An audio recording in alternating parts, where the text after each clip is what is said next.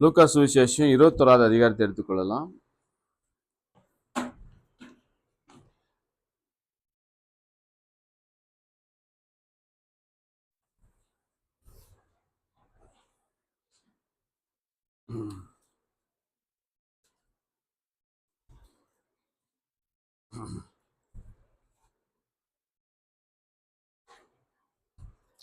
லூக்கா சுவிசேஷம் 21வது அதிகாரம் 1லிருந்து 4 வசனங்களை வாசிக்க கேட்போம். அவர் கண்ணை விட்டு பார்த்தபோது ஐஸ்வர்யவான்கள் காணிக்கை பெட்டியிலே தங்கள் காணிக்கைகளை போடுகிறதை கண்டார். ஒரு ஏழை விதவை அதிலே 2 காசை போடுகிறதையும் கண்டு, இந்த ஏழை விதவை மற்றெல்லாரை பார்க்கிலும் அதிகமாக போட்டாள் என்று மெய்யாகவே உங்களுக்கு சொல்லுகிறேன், அவர்கள் எல்லாரும் தங்கள் பரிபூரணத்திலிருந்து தேவனுக்கென்று காணிக்கை போட்டார்கள், இவளோ தன் வறுமையிலிருந்து தன் ஜீவனத்துக்கு உண்டாயிருந்ததெல்லாம் போட்டுவிட்டாள் என்றார். யாத்ரையாகமம் 12வது அதிகாரம் ವಿಮೋಚನ ಕಾಂಡ 12ನೇ ಅಧ್ಯಾಯ. Exodus 12th chapter verse 3.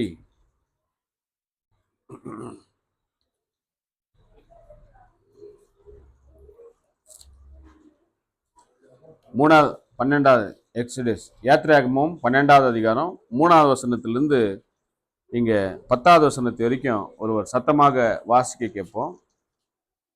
நீங்கள் இஸ்ரவேல் சபையார் யாவரையும் நோக்கி, இந்த மாதம் 10ஆம் தேதியில் வீட்டு தலைவர்கள் வீட்டுக்கு ஒரு ஆட்டுக்குட்டியாக ஒவ்வொருவரும் ஒவ்வொரு ஆட்டுக்குட்டியை தெரிந்து கொள்ள கடவர்கள். ஒரு வீட்டில் இருக்கிறவர்கள் ஒரு ஆட்டுக்குட்டியை புசிக்கிறதற்கு போதுமான பேர்களாய் இராமற் போனால், அவனும் அவன் சமீபத்தில் இருக்க அவனுடைய அயல் வீட்டுக்காரனும் தங்களிடத்தில் உள்ள ஆத்துமாக்களின் லக்கத்திற்கு தக்கதாக ஒரு ஆட்டுக்குட்டியை தெரிந்து கொள்ள வேண்டும். அவனவன் புசிப்புக்கு தக்கதாக லக்கம் பார்த்து ஆட்டுக்குட்டியை தெரிந்து கொள்ள வேண்டும். அந்த ஆட்டுக்குட்டி பழுதற்றதும் ஆணும் 1 வயதுள்ளதுமாய் இருக்க வேண்டும். செம்மறி ஆடுகளிலாவது வெள்ளாடுகளிலாவது அதை தெரிந்து கொள்ளலாம். அதை இந்த மாதம் 14ஆம் தேதி வரைக்கும் வைத்திருந்து, இஸ்ரவேல் சபையின் ஒவ்வொரு கூட்டத்தாரும் சாயங்காலத்தில் அதை அடித்து அதன் இரத்தத்தில் கொஞ்சம் எடுத்து தாங்கள் அதை புசிக்கும் வீட்டு வாசலில் நிலைக்கால்கள் 2லும் நிலையின் மேற்சட்டத்திலும் தெளித்து, அன்று ராத்திரியிலே அதன் மாம்சத்தை நெருப்பினால் சுட்டு புளிப்பில்லா அப்பத்தோடும் கசப்பான கீரையோடும் அதை புசிக்க கடவர்கள். பச்சையாயும் தண்ணீரில் அவிக்கப்பட்டதாயும் அல்ல, அதன் தலையையும் அதன் தொடைகளையும் அதற்குள்ள யாவையும் ஏகமாய் நெருப்பினால் சுட்டதாய் அதை புசிப்பார்கள் ஆக. அதிலே ஒன்றையும் விடியற்காலம் மட்டும் மீதியாக வைக்காமல், விடியற்காலம் மட்டும் அதிலே மீதியாய் இருக்கிறதே அக்கினியால் சுட்டெரிப்பீர்கள் ஆக. போதுமா? உட்காரலாம். முன்னாடி வந்துருங்க 2 பேரும்.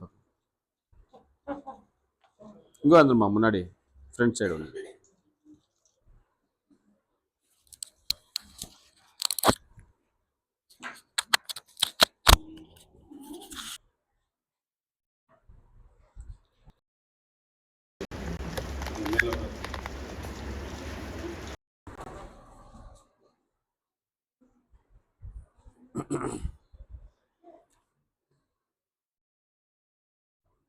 உட்காந்து கொள்ளுங்க.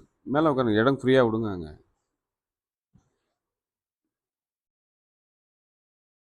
சரி. வந்திருக்கிறதானவங்களை யாவரையும் கூட இயேசு கிறிஸ்து நாமத்தில் வாழ்த்தி வரவழைக்கிறேன். ஹல்லேலூயா. இன்றைக்கு நிச்சயமாக ஒரு விசேஷமான ஒரு ஆராதனை என்று சொன்னால், இன்றைக்கு கர்த்தருடைய பந்தி, இயேசு கிறிஸ்துடைய மரணத்தை நாம் நினைவு பார்க்கிறவர்களாக இந்த நேரத்தில் நாம் மாலையில கூடி வந்திருக்கிறோம் என்று சொன்னால், இங்க நாம் வாசித்தோம் வசனமானது யாத்ரையாகமம் 12வது அதிகாரத்துல எக்ஸடஸ் விமோசன காண்டா. எல்லாரும் கூட எடுத்து இன்னொரு முறை கூட இங்க வாசிக்கும் பொழுது கொஞ்சம் கவனமாய் பாருங்கள். 8வது வசனத்துல இருந்து வாசிக்கலாமா? யாத்ரையாகமம் எக்ஸடஸ் 12th chapter verse 8.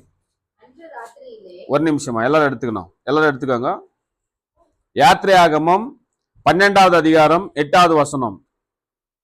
விமோச்சன காண்ட 12ನೇ ಅಧ್ಯಾಯ 8ನೇ ವಚನ வாசிக்க கிடக்கும். கொஞ்சம் கவனமா இது கேளுங்கள், வாசிக்கலாம். அன்று ராத்திரியிலே அதன் மாம்சத்தை நெருப்பினால சுட்டு புளிப்பில்லா அப்பத்தோடும் புசிக்க கடவர்கள், பச்சையாயும் தண்ணீரிலே அவிக்கப்பட்டதாகவும் அல்ல. ஆ ஆ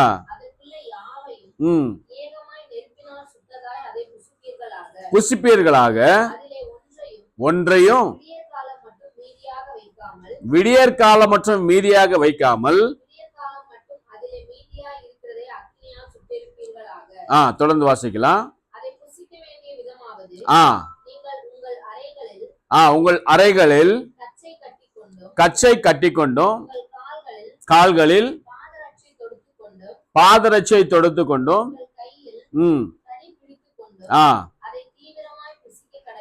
அதை தீவிரமாய் புசிக்க கடவீர்கள். அது கர்த்தருடைய பஸ்கா. இன்றைக்கு நாம் ஆசரித்துக் கொண்டிருப்பது இது கர்த்தருடைய பந்தி பஸ்கா, இரண்டுத்தையும் சொல்லலாம். நமக்காக தேவன் என்ன செய்தார்? இந்த உலகத்துல பாவப்பட்ட மனுஷர்களை மீட்டெடுப்பதற்காக இயேசு கிறிஸ்துவானவர் கல்வாரி சிலுவையிலே நமக்காக உங்களுக்காக தேவன் சம்பூர்ணமாக தன்னுடைய பிராணனை, அவருடைய ஜீவனை, அவருடைய ரத்தத்தையே அவர் முழுமையாக அவர் கொடுத்து விட்டவராய் இருக்கிறார். அல்லேலூயா. இங்க வார்த்தையானது இயேசு கிறிஸ்து பிறப்பதற்கு முன்பதாகவே 4000 வருஷங்களுக்கு முன்பதாகவே அது ஒரு அடையாளமாக மோசேயின் மூலியமாக அவர்கள் விடுதலை பெற்று வந்தது நிமித்தமாக எங்க அவர்கள் முதலாவதாக எகிப்துல அடிமைத்தனத்தில் இருந்தார்கள். அடிமைத்தனத்தில் இருக்கிறதான மனுஷர்களை விடுதலையாக்கும்படியாக தேவன் ஒவ்வொரு காலத்துக்கும் ஒவ்வொரு தீர்க்கதரிசியை வைத்திருக்கிறார். அல்லேலூயா. ஒவ்வொரு தேற்றவாளனை தேவன் வைத்திருக்கிறார். ஒவ்வொரு வழிகாட்டுகிறவரை தேவன் வைக்கிறார். பாருங்கள், அந்த வழிகாட்டுகிறவர்கள் யார் என்று சொன்னால் நிச்சயமாக அந்த காலத்துல மோசேயா இருந்தார். இந்த காலத்துக்கு நமக்காக ஒரு தீர்க்கதரிசி அனுப்பப்பட்டிருக்கிறார். அது நிச்சயமாக நீங்கள் முன்ன வரும்பொழுது நீங்கள் அதை புரிந்து கொள்ளலாம். பாருங்கள், தேவன் என்ன செய்தார்? அன்றைக்கு எகிப்துல அடிமைப்பட்டிருந்ததான இந்த இஸ்ரேல் ஜனங்களை அந்த அடிமைத்தனத்திலிருந்து வெளியே கொண்டு வருவதற்காக அங்க வெளியே கொண்டு வந்து விட்டார். வெளியே கொண்டு வந்து விட்டு அவளுக்கு ஒரு பஸ்கா ஆசரிப்பது என்று ஒரு பண்டிகையை தேவன் நியமித்து கொடுக்கிறார். அந்த பஸ்கா பண்டிகை எப்பொழுது ஆசரிக்க வேண்டுமா? அது அவர்கள் இரவில் ஆசரிக்க வேண்டும், சாயங்காலத்துல ஆசரிக்க வேண்டும். சாயங்காலத்துல அது செய்யும் பொழுது தேவனுடைய வார்த்தையின் பிரகாரமாக தேவனுடைய வார்த்தை சொல்லுகிறது, என்னுடைய வார்த்தைகளை கை கொண்டு நடக்கிறவன் எனக்கு பிரியமானவனாய் இருக்கிறான். அல்லேலூயா. நிச்சயமாக நான் எந்த சபையை பார்த்து நான் நியாயம் விசாரிக்க மாட்டேன். நான் நியாயம் விசாரிக்கிறது என்னுடைய வேதத்தை வைத்துதான் நான் நியாயத்தை விசாரிக்கிறவனாய் இருக்கிறேன் என்று தேவன் சொல்லுகிறார். அல்லேலூயா. அப்பொழுது இந்த ஜனங்கள் அடிமைப்பட்டிருந்தார்கள், யுத்தத்தை செய்தார்கள், அங்க போராடினார்கள், அவர்கள் எல்லாவற்றையும் கூட செய்து அங்க விடுதலை பெற்று வரார்கள். இப்பொழுது நாம் எந்த ஒரு யுத்தத்தில் இருக்கிறோம்? இந்த உலகம் என்ற ஒரு சாத்தானால கொடுக்கப்பட்டிருக்கிறது. இந்த சாத்தான் என்ன செய்கிறான்? தேவனுடைய சமூகத்துக்கு வராதபடிக்கு தடை செய்து அவருடைய மனதை பாழாக்கி அவர்களை அசுசியாக்கி அவர்களை தீட்டாக்கி கரைப்படுத்தி இந்த வார்த்தையை ஏற்றுக்கொள்ளாதபடிக்கு, இந்த தேவனை அவர்கள் விசுவாசிக்காதபடிக்கு, இந்த தேவனுடைய பாதையில நடக்காதபடிக்கு தடை செய்கிறதே சாத்தானுடைய முக்கிய குறிக்கோளாக இருக்கிறது. பாருங்கள், இன்னைக்கு 4 மணிக்கு ஆரம்பம்னு சொன்னோம். ஆனால் இங்க இப்ப நடந்து கொண்டிருக்கிறது 5:30 மணி ஆயிடுச்சுங்க. காரணம் என்ன? முடு பரவாயில்ல நடக்கட்டும். என்ன ஒரு ஸ்டாக் சொல்லலாம், மழை வந்துருச்சு பிரதர், அதனால தான் வர்றதுக்கு முடியல. மழை வர்றது தெரியும் தான், யாரும் நடந்துன்னு வரலையே. என்னது, யாரும் நடந்துன்னு வரலையே. எல்லாரும் வண்டிங்க அவங்க வெஹிக்கல் பண்ணுறோம், புக் பண்ணுறோம். வண்டி இல்லாதவங்க வண்டியில் புக் பண்ணுறாங்க, வண்டி இருக்கிறவங்க வண்டி எடுத்துன்னு சரியான நேரத்துக்கு. இன்னைக்கு ஞாயிற்றுக்கிழமை வேறு, அவ்வளோ ரஷ்யன்னு இருக்காது, வந்துடலாம். ஆனால் என்ன சாத்தானுடைய குறிக்கோள் என்னது? இவங்க போகக்கூடாது, சத்தியத்தை அறியக்கூடாது. ஏன்னா வார்த்தை சொல்லுகிறது, சத்தியத்தை அறிங்கள், சத்தியம் உங்களை விடுதலையாக்கும், சத்தியம் அவங்களை அறிந்து கொள்ளக்கூடாது. யோவான் சுவிசேஷம் 8வது அதிகாரத்தை எடுத்துக்கொள்ள என்ன சொல்றது பாருங்க. இயேசு கிறிஸ்து யோவான் சுவிசேஷம் 8வது அதிகாரம் தேவன் சொல்லுகிறதான வார்த்தை பாருங்கள். அந்த தேவன் என்ன வார்த்தை சொல்லுகிறார்? சத்தியத்தை அறியுங்கள், சத்தியம் உங்களை விடுதலையாக்கும் என்று தேவன் சொல்றார். ஆனால் அந்த சத்தியத்தை அறிந்து கொள்ளாதபடிக்கு சாத்தான் எப்பொழுதுமே அவர்களை தடை செய்கிறதா அவருடைய காரியமாய் இருக்கிறது. அல்லேலூயா. பாருங்கள், தேவனுடைய வார்த்தை என்ன சொல்கிறது? 30வது வசனத்தை வாசிக்கலாம். 8:30. இவைகளை அவர் சொல்லுகையில் அநேகர் அவரிடத்துல விசுவாசத்தை வைத்தார்கள். நோக்கி, நீங்கள் என்னுடைய உபதேசத்தில் நிலைத்திருந்தால் என்ன சொல்லுகிறார் இயேசு கிறிஸ்து? நீங்கள் என் உபதேசத்தை நீங்கள் விசுவாசித்திருந்தால், அங்கீகரித்திருந்தால் நீங்கள் என்னுடைய சீடர்களாய் இருப்பீர்கள். அடுத்த வார்த்தை என்ன சொல்கிறது? வாசிக்கலாம். சத்தியத்தையும் அறிவீர்கள்.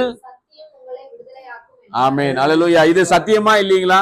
இந்த சத்தியத்தை கேட்க வருவதற்காக தேவன் நமக்கு ஒரு வழியை ஏற்படுத்தி கொடுக்கிறார். ஆனால் சாத்தான் என்ன செய்கிறான்? இவர்கள் சத்தியத்தை ஏற்றுக்கொண்டால், சத்தியத்தை போனால் தானே, அங்க போனால் தானே சத்தியத்தை கேட்பார்கள்.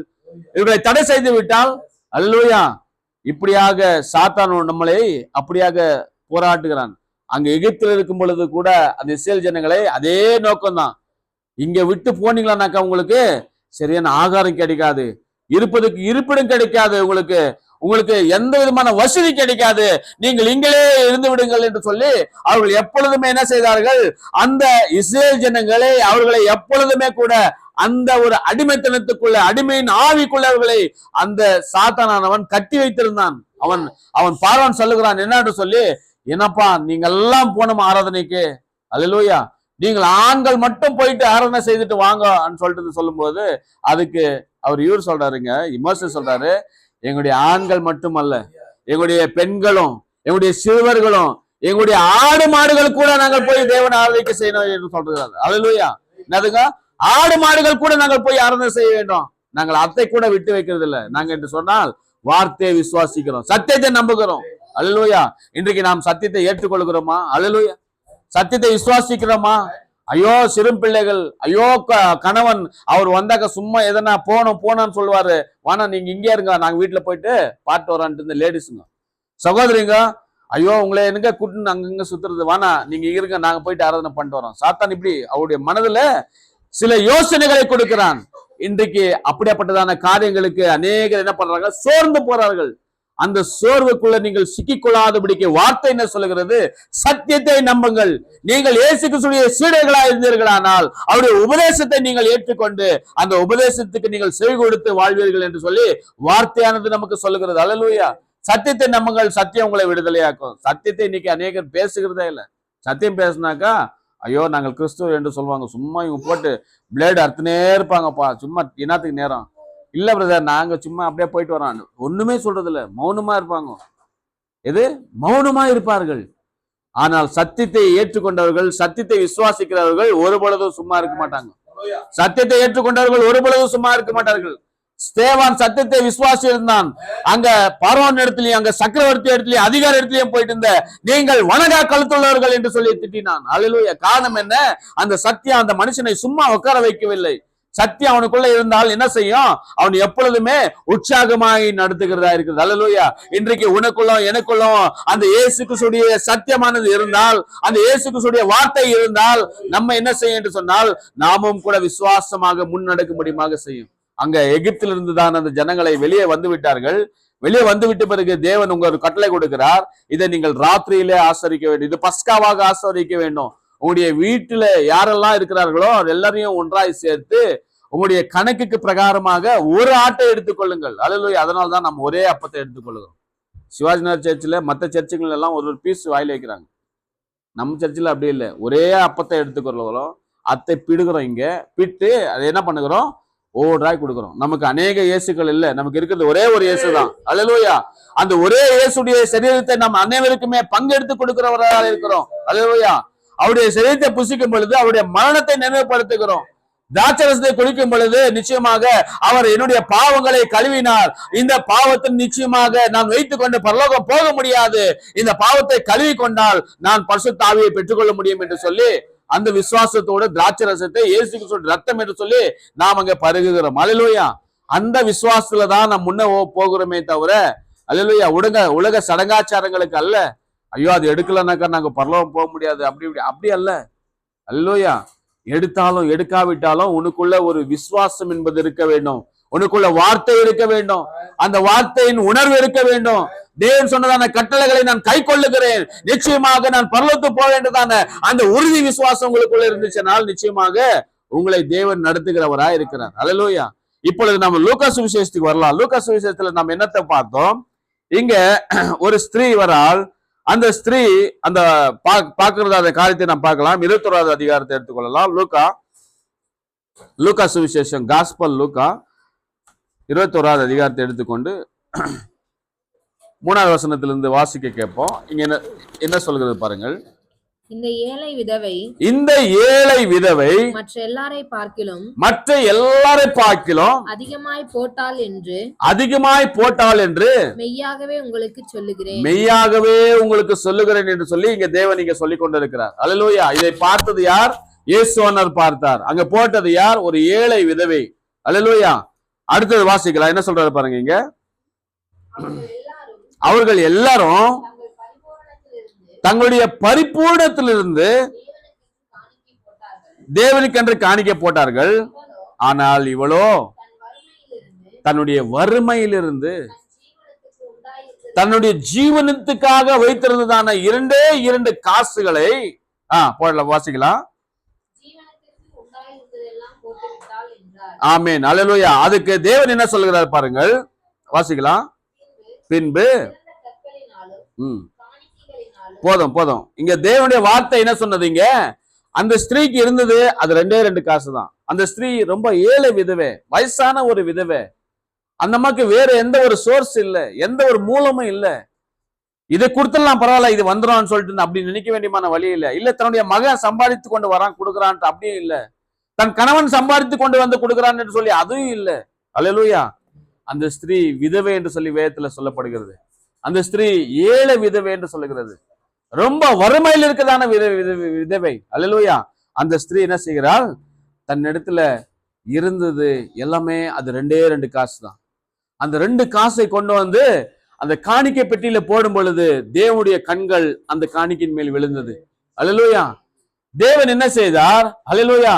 அந்த சகோதரனுடைய அந்த தாயுடைய விசுவாசத்தை கண்டு அந்த தாயரை பார்த்து அந்த தன்னுடைய சீடர்கள் எல்லாருக்கும் சொல்லுகிறார் என்னன்னு சொல்லி, எல்லாரை காட்டிலே இந்த ஸ்திரீயானவள் மிக மிக அதிகமாய் போட்டாள். அல்லேலூயா.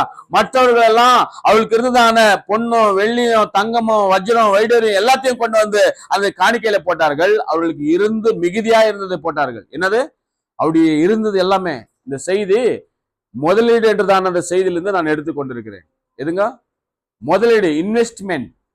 நம்ம என்ன செய்கிறோம்? நம்மளுக்கு ஒரு சம்பளம் வருகிறது என்று சொன்னால் அந்த சம்பளத்துல இது வாடகை கட்டுறதுக்கு, இது தண்ணி பில்லு கட்டுறதுக்கு, இது கரண்ட் பில் கட்டுறதுக்கு, இது பால் பில்லுக்கு, இது மளிகை சாமான் வாங்குறதுக்கு, எல்லாத்துக்கும் எடுத்து வச்சிடறோம். இது ஸ்கூல் ஃபீஸ்க்கு எல்லாமே எடுத்து வச்சுட்டு என்ன பண்றோம்? கடைசியில எதனா மிச்சம் மீதி இருந்தா காணிக்க போடலாம். எது மிச்சம் மீதி இருந்தால் காணிக்க போடலாம். ஆனால் இந்த ஸ்திரீயா அப்படி அல்ல. என்னுடையது எல்லாமே தேவன் இடத்துல கொடுத்து விட்டேனால் நிச்சயமாக தேவன் அதை பாதுகாத்துக் கொள்ளுகிறவராக இருக்கிறார். அவரால் நிச்சயமாக ஆகாது என்றதான வார்த்தைக்கு இடமே இல்லை. அவர் என்னை ஆசீர்வதிக்கிறவராக இருக்கிறார். அவர் கொடுத்து அவர் சிறந்த கரங்களுக்கு சொந்தக்காரராக இருக்கிறதான இயேசு கிறிஸ்து அந்த தேவன். அவர் ஐஸ்வர்யத்துல சம்பூர்ணமான தேவன். அவரிடத்துல இப்படியாப்பட்ட குறை ஒன்று இருக்கிறது என்று சொல்லவே முடியாதுங்க. ஆனால் அந்த தேவன் சொல்லி கொண்டிருக்கிறார் என்னன்னு சொல்லி, இந்த ஸ்திரீ எல்லாரை காட்டிலையும் அதிகமாய் போட்டாள். அவளுக்கு இருந்தது எல்லாத்தையும் கூட இவர்கள் போட்டார்கள். ஆனால் இந்த ஸ்திரீயோ தனக்கு இருந்தது எல்லாத்தையும் அதேதான் இருந்தது, அது ஒண்ணுதான், வேற வழி இல்லை. அதையே தேவனுக்கு கொடுத்து விட்டாள். ஆண்டவர் பார்த்தார். அல்லேலூயா. அப்போ நாம் இன்றைக்கு எதுல இன்வெஸ்ட்மெண்ட் பண்ணுகிறோம்? எதுல முதலீடு செய்கிறோம்? எதுல நாம் போடுவதற்கு முயற்சி எடுக்கிறோம்? அல்லேலூயா. நம்முடைய விசுவாசங்கள் எப்படி இருக்கிறது? நம்முடைய விசுவாசம் எப்படி இருக்கிறது? எதன் மேல் இருக்கிறது? தேவன் மேல் இருக்கிறதா? அல்லது நாம் செய்கிறதான வேலைகள் மேல் இருக்கிறதா? அல்லது பேங்க் மேல் இருக்கிறதா? அல்லேலூயா. நமக்கு கடன் கொடுக்கிறதான பேங்க், அந்த பேங்க் மேல இருக்கிறதா விசுவாசம்? யார் மேல இருக்கிறது நமக்கு விசுவாசம்? அல்லேலூயா. நம்முடைய விசுவாசம் அந்த இயேசுவின் மீது திருப்ப வேண்டுமா இருக்கிறது. நம்முடைய விசுவாசம் அந்த கல்வாரியின் மேல திருப்ப வேண்டுமா இருக்கிறது. அந்த கல்வாரியில் இருக்கிறதான அந்த தேவன் மீது நம்முடைய விசுவாசத்தை திருப்ப வேண்டுமா இருக்கிறது. அவர் மட்டும்தான் நம்மை நிச்சயமாக அவர் எல்லா காரியங்களிலிருந்து அவர் நம்மை வெளியே கொண்டு வருகிறவராக இருக்கிறார். அல்லேலூயா. உனக்கு கண்ணீர் பிரச்சனையா, உள்ளது உடல் பிரச்சனையா, இல்ல கடன் பிரச்சனையா, எந்த பிரச்சனை இருந்தாலும் கூட அந்த ஆண்டவர் இடத்துல சொன்னால் நிச்சயமாக ஆண்டவர் அவங்களுக்காக காரியத்தை செய்கிறவராக இருக்கிறார். அல்லேலூயா. அந்த தேவன் இன்றைக்கும் கூட உன்னுடைய ஜபத்தையும் உன்னுடைய வேண்டுதலையும் உன்னுடைய விண்ணப்பத்தையும் உன்னுடைய கண்ணீரும் அவர் காண்கிறவரா இருக்கிறார். அல்லேலூயா. பேதுரு 5வது அதிகாரத்தை எடுத்துக்கொள்ளலாம். 1 பேதுரு 5வது அதிகாரத்துல என்ன சொல்றாரு பாருங்களாங்க. வசனங்கள் வாசிக்கும் பொழுது நிச்சயமாக கவனத்தோடு கூட அந்த வசனங்களை பாருங்கள். 1 பேதுரு 5வது அதிகாரத்தை எடுத்துக்கொள்ளலாம். 6வது வசனத்தை வாசிக்கும் பொழுது 1 பேதுரு 1 Peter 5th chapter verse 6. ஆகையால் ஏற்ற காலத்திலே தேவன் உங்களை உயர்த்தும்படிக்கு அவருடைய பலத்த கைக்குள் நீங்கள் அடங்கியிருங்கள். அவர் உங்களை விசாரிக்கிறவரானபடினால் உங்கள் கவலைகள் எல்லாவற்றையும் கூட அவர் மேல வைத்து விடுங்கள். தெளிந்த புத்தி உள்ளவர்களாயிருங்கள், விழித்திருங்கள். ஏனெனில் யாரு? உங்களுடைய எதிராளியா இருக்கிற பிசாசானவன், அவன் சிங்கம்னு சொன்னாக்கா நம்ம எப்படி இருக்கணும்? அவனு காட்டிலையும் அதிகமான சிங்கம் உள்ளவனாய் பலம் உள்ளவனாய் இருக்கணும். அல்லேலூயா. அவன் என்ன செய்யறானா, சிங்கம் என்பது ரொம்ப பலசாலியான ஒரு விலங்கு. அந்த சிங்கத்தை காட்டிலையும் இன்னும் அதிகமான ஒரு பலமுள்ள ஒரு ஜீவன் எது என்று சொன்னால் யானை. அல்லேலூயா. அப்போ அந்த சிங்கத்தை எதிர்த்து நாம் போராட வேண்டும் என்று சொன்னால், அந்த சிங்கத்தை தோற்கடிக்க வேண்டும் என்று சொன்னால், அல்லேலூயா, நமக்கு கொஞ்சம் கூடுதலான பலன் தேவை. அல்லேலூயா. நமக்கு இருக்கிற இந்த பலன் போதாதுங்க. அல்லேலூயா. நமக்காக தேவன் அளிக்கதான அந்த புது பலன், அந்த இயேசு கிறிஸ்து ஆவியினால் அளிக்கதான அந்த பலனை பெற்றுக்கொண்டு ஜபத்தினால அவனை தோற்கடிக்க வேண்டுமே தவிர, அல்லேலூயா, நம்முடைய சரீர பலத்தினால அவனை தோற்கடிக்க முடியாது. நம்முடைய சரீர பலத்தினால நாம் அவனை தோற்கடித்து அவனை ஜெயிக்க முடியுமாக போராடினோமானால், யுத்தம் செய்தோமானால் நிச்சயமாக நாம் தோற்று விடுவோம். நம்முடைய சரீர பலத்தினால நாம் சொல்லுகிறேன். ஆனால் இயேசு கொடுக்கிறதான அந்த பரிசுத்த ஆவியின் பலனை நீங்கள் ஏற்றுக்கொண்டீர்களானால், அந்த இயேசு கிறிஸ்து நிச்சயமாக உங்களுக்காக வந்து நிற்கும் பொழுது அவன் நிச்சயமாக உங்களை விட்டு ஓடி போவான். அல்லேலூயா. ஆகையால் நீங்கள் என்ன செய்ய வேண்டியமா இருக்கிறது? எச்சரிக்கையாக ஜாக்கிரதையாக இருந்து அந்த சாத்தானை எதிர்கொள்ள வேண்டியமா இருக்கிறது. இன்றைக்கு உலகத்துல கிறிஸ்தவர்களுக்கும் சாத்தானுக்கும் தான் போட்டி. அல்லேலூயா. ஒரு நீதிமானுக்கும் ஒரு துஷ்டனுக்கும் தான் போட்டி. இங்க யார் கெலிக்கணும் என்று சொன்னால், நிச்சயமாக நாம் கெலிக்க வேண்டும் என்று சொன்னால் இயேசுவின் பலன் நமக்கு தேவை. இயேசுடைய பலன் நமக்கு தேவையானால் நிச்சயமாக நாம் அவரிடத்துல வந்து நாம் பலத்தை பெற்றுக்கொள்ள வேண்டியமா இருக்கிறது. அந்த பலன் எப்படி பெற்றுக்கொள்ளுகிறது? அவருடைய வார்த்தையை ஏற்றுக்கொள்ளும் பொழுது, அவருடைய வார்த்தையின் மேல் விசுவாசம் வைக்கும் பொழுது, அந்த வார்த்தைக்கு நாம் முன்ன வரும் பொழுது நிச்சயமாக நமக்கு என்ன ஆகிறது? பலன் அதிகமாகிறது. அல்லேலூயா. பலன் அதிகமாகிறது என்று சொன்னால் சாத்தானை நிச்சயமாய் ஜெயிக்கலாம், நாம் பரலோகத்துக்கு நிச்சயமாய் போகலாம். அல்லேலூயா. இல்ல விட்டு கொடுத்தோமானால் நிச்சயமாக அவன் என்ன செய்வான்? அவன் எல்லாத்தையும் தொடச்சி வச்சு போயிடுவான். அல்லேலூயா. நம்முடைய பலனை அவன் குங்கி செய்து, நம்முடைய விசுவாசத்தை பின்னாடி இழுத்து, நமக்கு சோர்வுகள் வர முடியுமாக, நமக்கு அவமானங்கள் வர முடியுமாக. கடந்த வாரம் பார்த்தோம், வஸ்திரம் இல்லாமல் திருமணத்துக்குள்ள நாம் கலந்து கொள்ள முடியாது. அல்லேலூயா. ஒவ்வொரு மனுஷனுக்கும் தேவன் வெண்வஸ்திரத்தை வைத்திருக்கிறார். அந்த வெண்வஸ்திரமானது இயேசு கிறிஸ்துவானவர் கொடுக்கிறார். அல்லேலூயா. அந்த இயேசு கிறிஸ்துவானவர் கொடுக்கிறார் அந்த வெண்வஸ்திரத்தை நாம் அணிந்து கொண்டால்தான் அந்த திருமணத்துக்கு போக முடியும். நாம் இங்க உலகத்துல ஒரு திருமணத்துக்கு போகிறோம் என்று சொன்னால் நல்ல ஒழுக்கமான ட்ரெஸ் போட்டுன்னு அந்த திருமணத்துக்கு போய் கலந்து கொள்ளுகிறோம். வஸ்திரமே இல்லைனாக்கா நம்ம கல்யாணத்து போக முடியுமா? இல்லை. அதனால்தான் சாத்தான் என்ன செய்கிறான்? உங்களுடைய வஸ்திரத்தை கரையாக்க முடியுமாக, உங்களுடைய வஸ்திரங்களை அவன் கிழிக்க முடியுமாக, உங்களை நிர்வாணமாக்க முடியுமாக அவன் எதிர்பார்க்கிறான். அவனுக்கு நாம் ஒரு பொழுதும் இடம் கொடுக்க கூடாதுங்க. அல்லேலூயா. இங்க விசுவாசமான வார்த்தை என்ன சொல்லுகிறது? அல்லேலூயா. இந்த ஸ்திரீ தன்னிடத்தில் இருந்தது எல்லாவற்றையும் ஆண்டவருக்காகவே கொடுத்து விட்டாள். அல்லேலூயா. ஆண்டவருக்காக கொடுத்ததுனால இந்த ஸ்திரீயுடைய வாழ்க்கை என்னது? மாறினதா? நிச்சயமாய் மாறினது. என்று சொன்னால் இயேசு கிறிஸ்துவின் இடத்துல வந்தவர்கள், அந்த கல்வாரி சிலுவையின் இடத்துல வந்தவர்கள் ஒரு பொழுதும் வெட்கப்பட்டு போனதாக சரித்திரமே இல்லை. அல்லேலூயா. ஒரு பொழுதும் சரித்திரமே இல்லை. சரித்திரம் எங்க எழுதப்படவில்லை. இயேசுவின் இடத்துல போனதுனால நான் இப்படி பர்பாத்தாய் விட்டேன் என்று சொல்லி ஒரு பொழுதும் கூட சொல்ல முடியாது. எந்த மனுஷனும் சொல்ல முடியாது. சொல்லுகிறவன் என்று சொன்னால் சாத்தான் ஒரு மட்டும் தான் சொல்ல முடியும். என்று சொன்னால் அந்த சாத்தானானவனை தான் தேவன் பர்பாத் செய்து வைத்திருக்கிறார். அல்லேலூயா. அவன் ஒருத்தன் தான் தோற்று போனவன், அவன் ஒருத்தன் தான் அவமானப்பட்டவன், அவன் ஒருத்தன் தான் நிச்சயமாக பார்க்கும் பொழுதே இவன் என்ன அசிங்கமாக்குறான் என்று சொல்லி அவன் பார்க்கக்கூடியதான ஒரு அசிங்கத்தை உடையவனாய் இருக்கிறான். யாருங்க? சாத்தான். அவனுடைய அசிங்கத்தை கொண்டு வந்து நம்ம இதை போடுறது பார்க்கிறான். நாம் எச்சரிக்கையாக இருக்க வேண்டும். வார்த்தை சொல்லுகிறது, அவன் கெர்ஜிக்கிற சிங்கத்தை போல இருக்கிறான். அவனுடைய கெர்ஜிக்கிற சிங்கத்தை போல இருந்தானால் நாம் என்ன செய்ய வேண்டியமா இருக்கிறது? ஜெபிக்கிற ஜப வீரனாக, அல்லேலூயா, நாம் எப்பொழுதும் விசுவாசம் உள்ள வார்த்தைகளை பேசுகிறவனாக, அல்லேலூயா. நெகட்டிவ் கன்ஃபியூஷன்ஸ் நம்முடைய வாயில வராதபடிக்கு நாம் என்ன செய்ய வேண்டியமா இருக்கிறது? ஜாக்கிரதையாக நம்முடைய வாழ்க்கையை காத்துக்கொள்ள வேண்டியமா இருக்குது. அல்லேலூயா. இந்த ஸ்திரீ தேவனுடைய ஆலயத்துக்கு வந்தால், ரொம்ப வயசா இருந்தது, தன்னிடத்துல பணம் இல்ல, சாக்கு போக்கு சொல்லவில்லை. ஆண்டவரே, என்னுடைய வறுமை ரொம்ப வாடிட்டு கொண்டிருக்கிறது, ஆகையால் நான் சர்ச்சுக்கு வரல என்று சொல்ல முடியல. அந்த அம்மா என்னது, என்னுடைய வறுமை ரொம்ப கஷ்டமா இருக்கிறது, இருக்கிறதே இந்த 2 பணம், இது வச்சு நாங்க என்ன பண்ணோம், எதனா கொஞ்சம் வாங்கி சாப்பிட்டு 2 நாள் நான் பொழிச்சுக்கிறோம், அங்க வந்தாக்கா காணிக்க போடணும் சர்ச்சுக்கு. அப்படி சொல்லிட்டு ஒரு பொழுதும் அந்த அம்மா சோர்ந்து போய் வீட்டுல உக்காரல, எழுந்தாள், தன்னுடைய மனசை திடப்படுத்தி கொண்டாள். இன்றைக்கு என்னுடைய பிரச்சனைக்கு ஒரு முடிவு கட்ட போகிறேன். அல்லேலூயா. இன்றைக்கு என் தேவனை நான் சந்திக்க போகிறேன். என் தேவன் நிச்சயமாக என்னுடைய வாழ்க்கையை அப்படியே புரட்டி போடுகிறவராக இருக்கிறார். அவரால் மட்டும்தான் என்னுடைய வாழ்க்கையை மாற்றக்கூடிய முடியும் என்று சொல்லி உண்மையாக அந்த ஸ்திரீ என்ன செய்தால்? எழுதாள், அங்க ஆலயத்துக்கு வந்தால், தன் இடத்துல இருந்தது எல்லாவற்றையும் போட்டால், அந்த தேவனிடத்துல உண்மையாக வேண்டிக் கொண்டாள். ஆண்டவரே, என்னுடைய வாழ்க்கையை மாற்றும் ஆண்டவரே. நிச்சயமாக தேவன் மாற்றினார். அந்த ஸ்திரீ இன்றைக்கு நித்திய ஜீவனத்துல அல்லேலூயா இளைப்பாரி கொண்டு, நிச்சயமாக இந்த மனுஷர்கள் எல்லாம் இங்க இருப்பதுக்காக வாழ்வதற்காக கொஞ்சம் கவனம் இங்க கொடுங்கள். இங்க வார்த்தை கொஞ்சம் இங்க கவனத்தோடு கேளுங்கள். என்ன செய்கிறான்? சில ஜனங்கள் என்ன செய்கிறார்கள்? வருகிறதான வருமானத்தை இங்க இன்சூரன்ஸ்லயோ, எல்ஐசிலயோ, இல்ல எஸ்ஐபிலயோ, ஷேர் மார்க்கெட்லயோ, அல்ல சைட் வாங்குறதோ, இல்ல கோல்டு வாங்குறதோ, எதுல ஒன்று இன்வெஸ்ட்மெண்ட் பண்ணி இங்க இருக்கிறதுக்காக, பூமியில் இருக்கிறதுக்காக தான் அதை சேஃப்டி பண்ணி வைக்கிறான். அல்லேலூயா. ஆனால் வேதம் சொல்லுகிறது, இங்க நீங்கள் எது சேர்த்து வைத்தாலும் கூட இங்க கள்ளர்கள் வருவார்கள், திருடி கொண்டு போக வருவார்கள். ஆகையால நீங்கள் இங்க சேர்த்து வைக்காதீர்கள், நீங்கள் பரலோகத்துல சேர்த்து வையுங்கள். அங்க கள்ளரும் வரமாட்டார்கள், திருடி கொண்டு போகவரும் வரமாட்டார்கள், ஒரு பொழுதும் கூட உங்களை ஏமாத்துகிறவர்கள் அங்க இல்லவே இல்லை. அல்லேலூயா. அங்க இல்லவே இல்லை.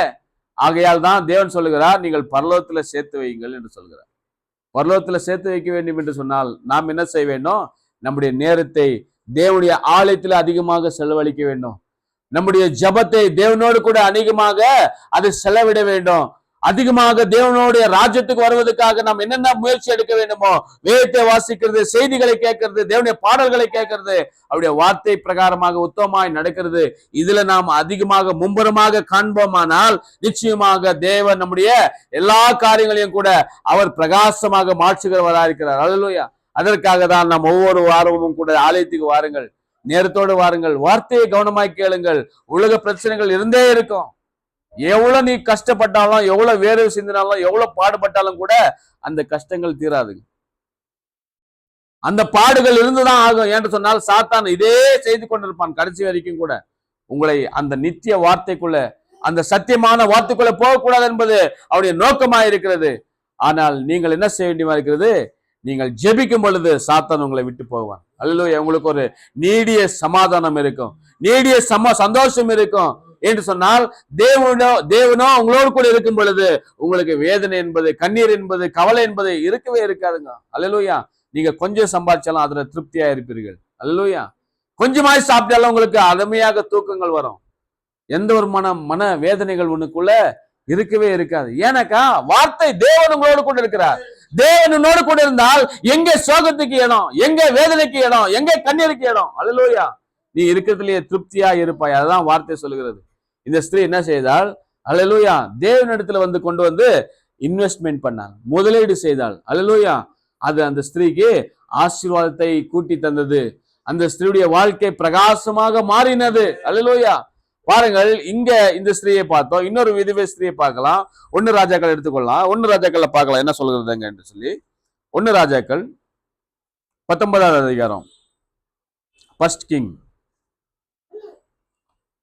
First King 19 chapter.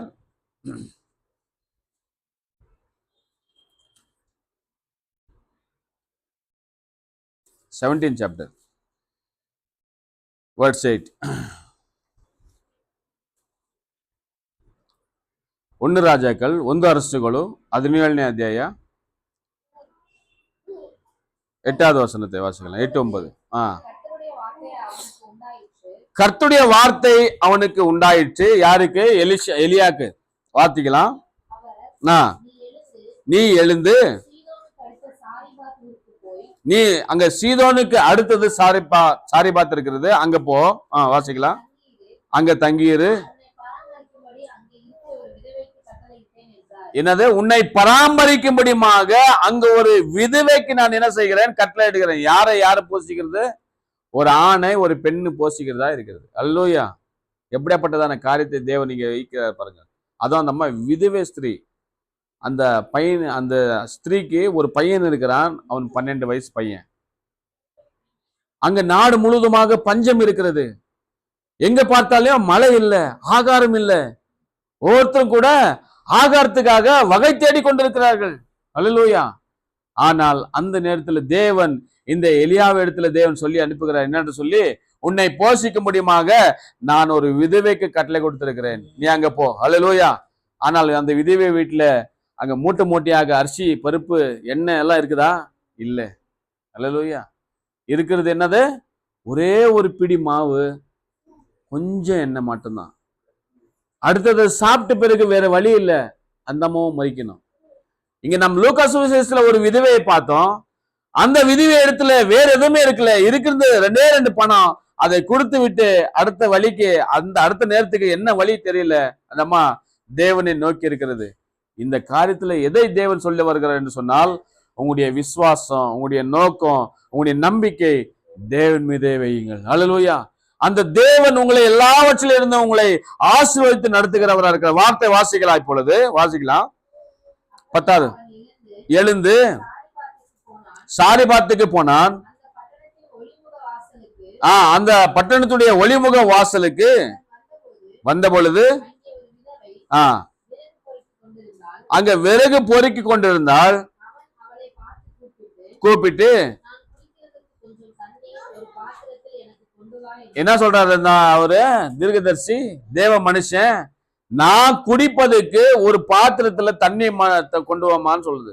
தண்ணி இருக்குது, கொண்டு வந்து கொடுக்குறேன்னு சொல்லிட்டு அந்த அம்மா தைரியமா போகும்பொழுது, மா கொஞ்சம் இப்படி திரும்பி பாருமா. அந்த திரும்பி பார்க்குது. வரும்பொழுது உன் கையில ஒரு அப்பத்தை கொண்டு வா. என்னது? ஒரு அடையை கொண்டு வா.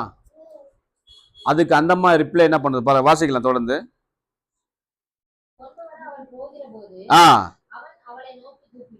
அவன் அவளை நோக்கி கூப்பிட்டு கொஞ்சம் அப்பமும் கொஞ்சம் தண்ணீரும் கொண்டு வா என்று சொல்லுகிறான். வாசிக்கலாம் தொடர்ந்து. பானையில ஒரே ஒரு பிடி மாவும் கலசத்துல கொஞ்சம் எண்ணெய் மாத்திரம் இருக்குது. என்னிடத்துல வேற எந்த ஒரு அடையே இல்ல. சொல்லுகிறேன். பாருங்கள் என்ன வார்த்தை பயன்படுத்துகிறாள் அந்த அம்மா. நாங்க இது சாப்பிட்ட பிறகு வேற வழியே இல்லை, நாங்க செத்து போகணும் என்று சொல்கிறாள். அல்லேலூயா. அங்க 2 வருகைன்றது அது சிலுவையை குறிக்கிறதா இருக்கிறது. அந்த சிலுவை கண்ட மனுஷன் சாகர முடியுமா? அல்லேலூயா. அங்க பேசி கொண்டிருக்கிறவர் தேவ மனுஷன், கர்த்தர் உரைப்பதாக என்றதான அந்த வார்த்தை பெற்றிருக்கிற மனுஷன், thus say the Lord என்றதான அந்த வார்த்தை பெற்றிருக்கிறதான அந்த மனுஷன் சொல்லுகிறான், இதோ நாங்க சாக போகிறோம் என்றுதான் அந்த வார்த்தை சொல்லும் பொழுது இவனுக்கு அதிர்ச்சியாகி விட்டது. என்னது? சாக போகிறாயா? ஜீவனுள்ள தேவனை நான் அடைந்திருக்கிறேன், அந்த ஜீவனுள்ள தேவனுடைய தாசனாக நான் இங்க வந்திருக்கிறேன், ஆனால் நீயோ செத்து போகிறதை பத்தி பேசிக் கொண்டிருக்கிறாயா என்று சொன்னால், சிலுவையை பார்த்தவன் ஒரு பொழுதும் சாகிறதுக்கு தேவன் ஒரு பொழுதும் விட்டுக் கொடுக்க மாட்டான். இன்றைக்கு நீய நானும் ஒரு பொழுதும் கூட அந்த வார்த்தையின் மேல் விசுவாசம் வைத்திருக்கிறவர்கள் ஒரு பொழுதும் நாம் மரணம் அடைய மாட்டோம். அல்லேலூயா. நித்ரை அடையலாம். நித்ரை அடையலாம். இந்த ஆத்மா, இந்த சரீரம் இந்த பூமியை விட்டு கொஞ்சம் மறைந்து போகலாம், அவ்வளவுதான். அல்லேலூயா. மரணம் என்பது நமக்கு ஒரு பொழுதும் வராதுங்க. மரணம் என்பது, நித்ரை என்பது வித்தியாசம் இருக்கிறது. மரணம் என்பது மீண்டுமாக அவன் லோகத்துக்குள்ள வரவே வரமாட்டான். நித்ரை என்பது கொஞ்ச நாட்கள் நமக்கு ரெஸ்ட், இந்த உலகத்தை விட்டு பிரிந்து போகிறோம். அதன் பிறகு மீண்டுமாக அந்த தேவன் வரும் பொழுது நாம் அணிவகிந்து ஒரு நொடி பொழுதுல அவரோடு கூட நாம் கலந்து கொள்ள போகிறோம் மத்திய வானத்தில். அல்லேலூயா. ஆனால் மரணம் என்பது அது நிரந்தர ஒரு பிரிவு.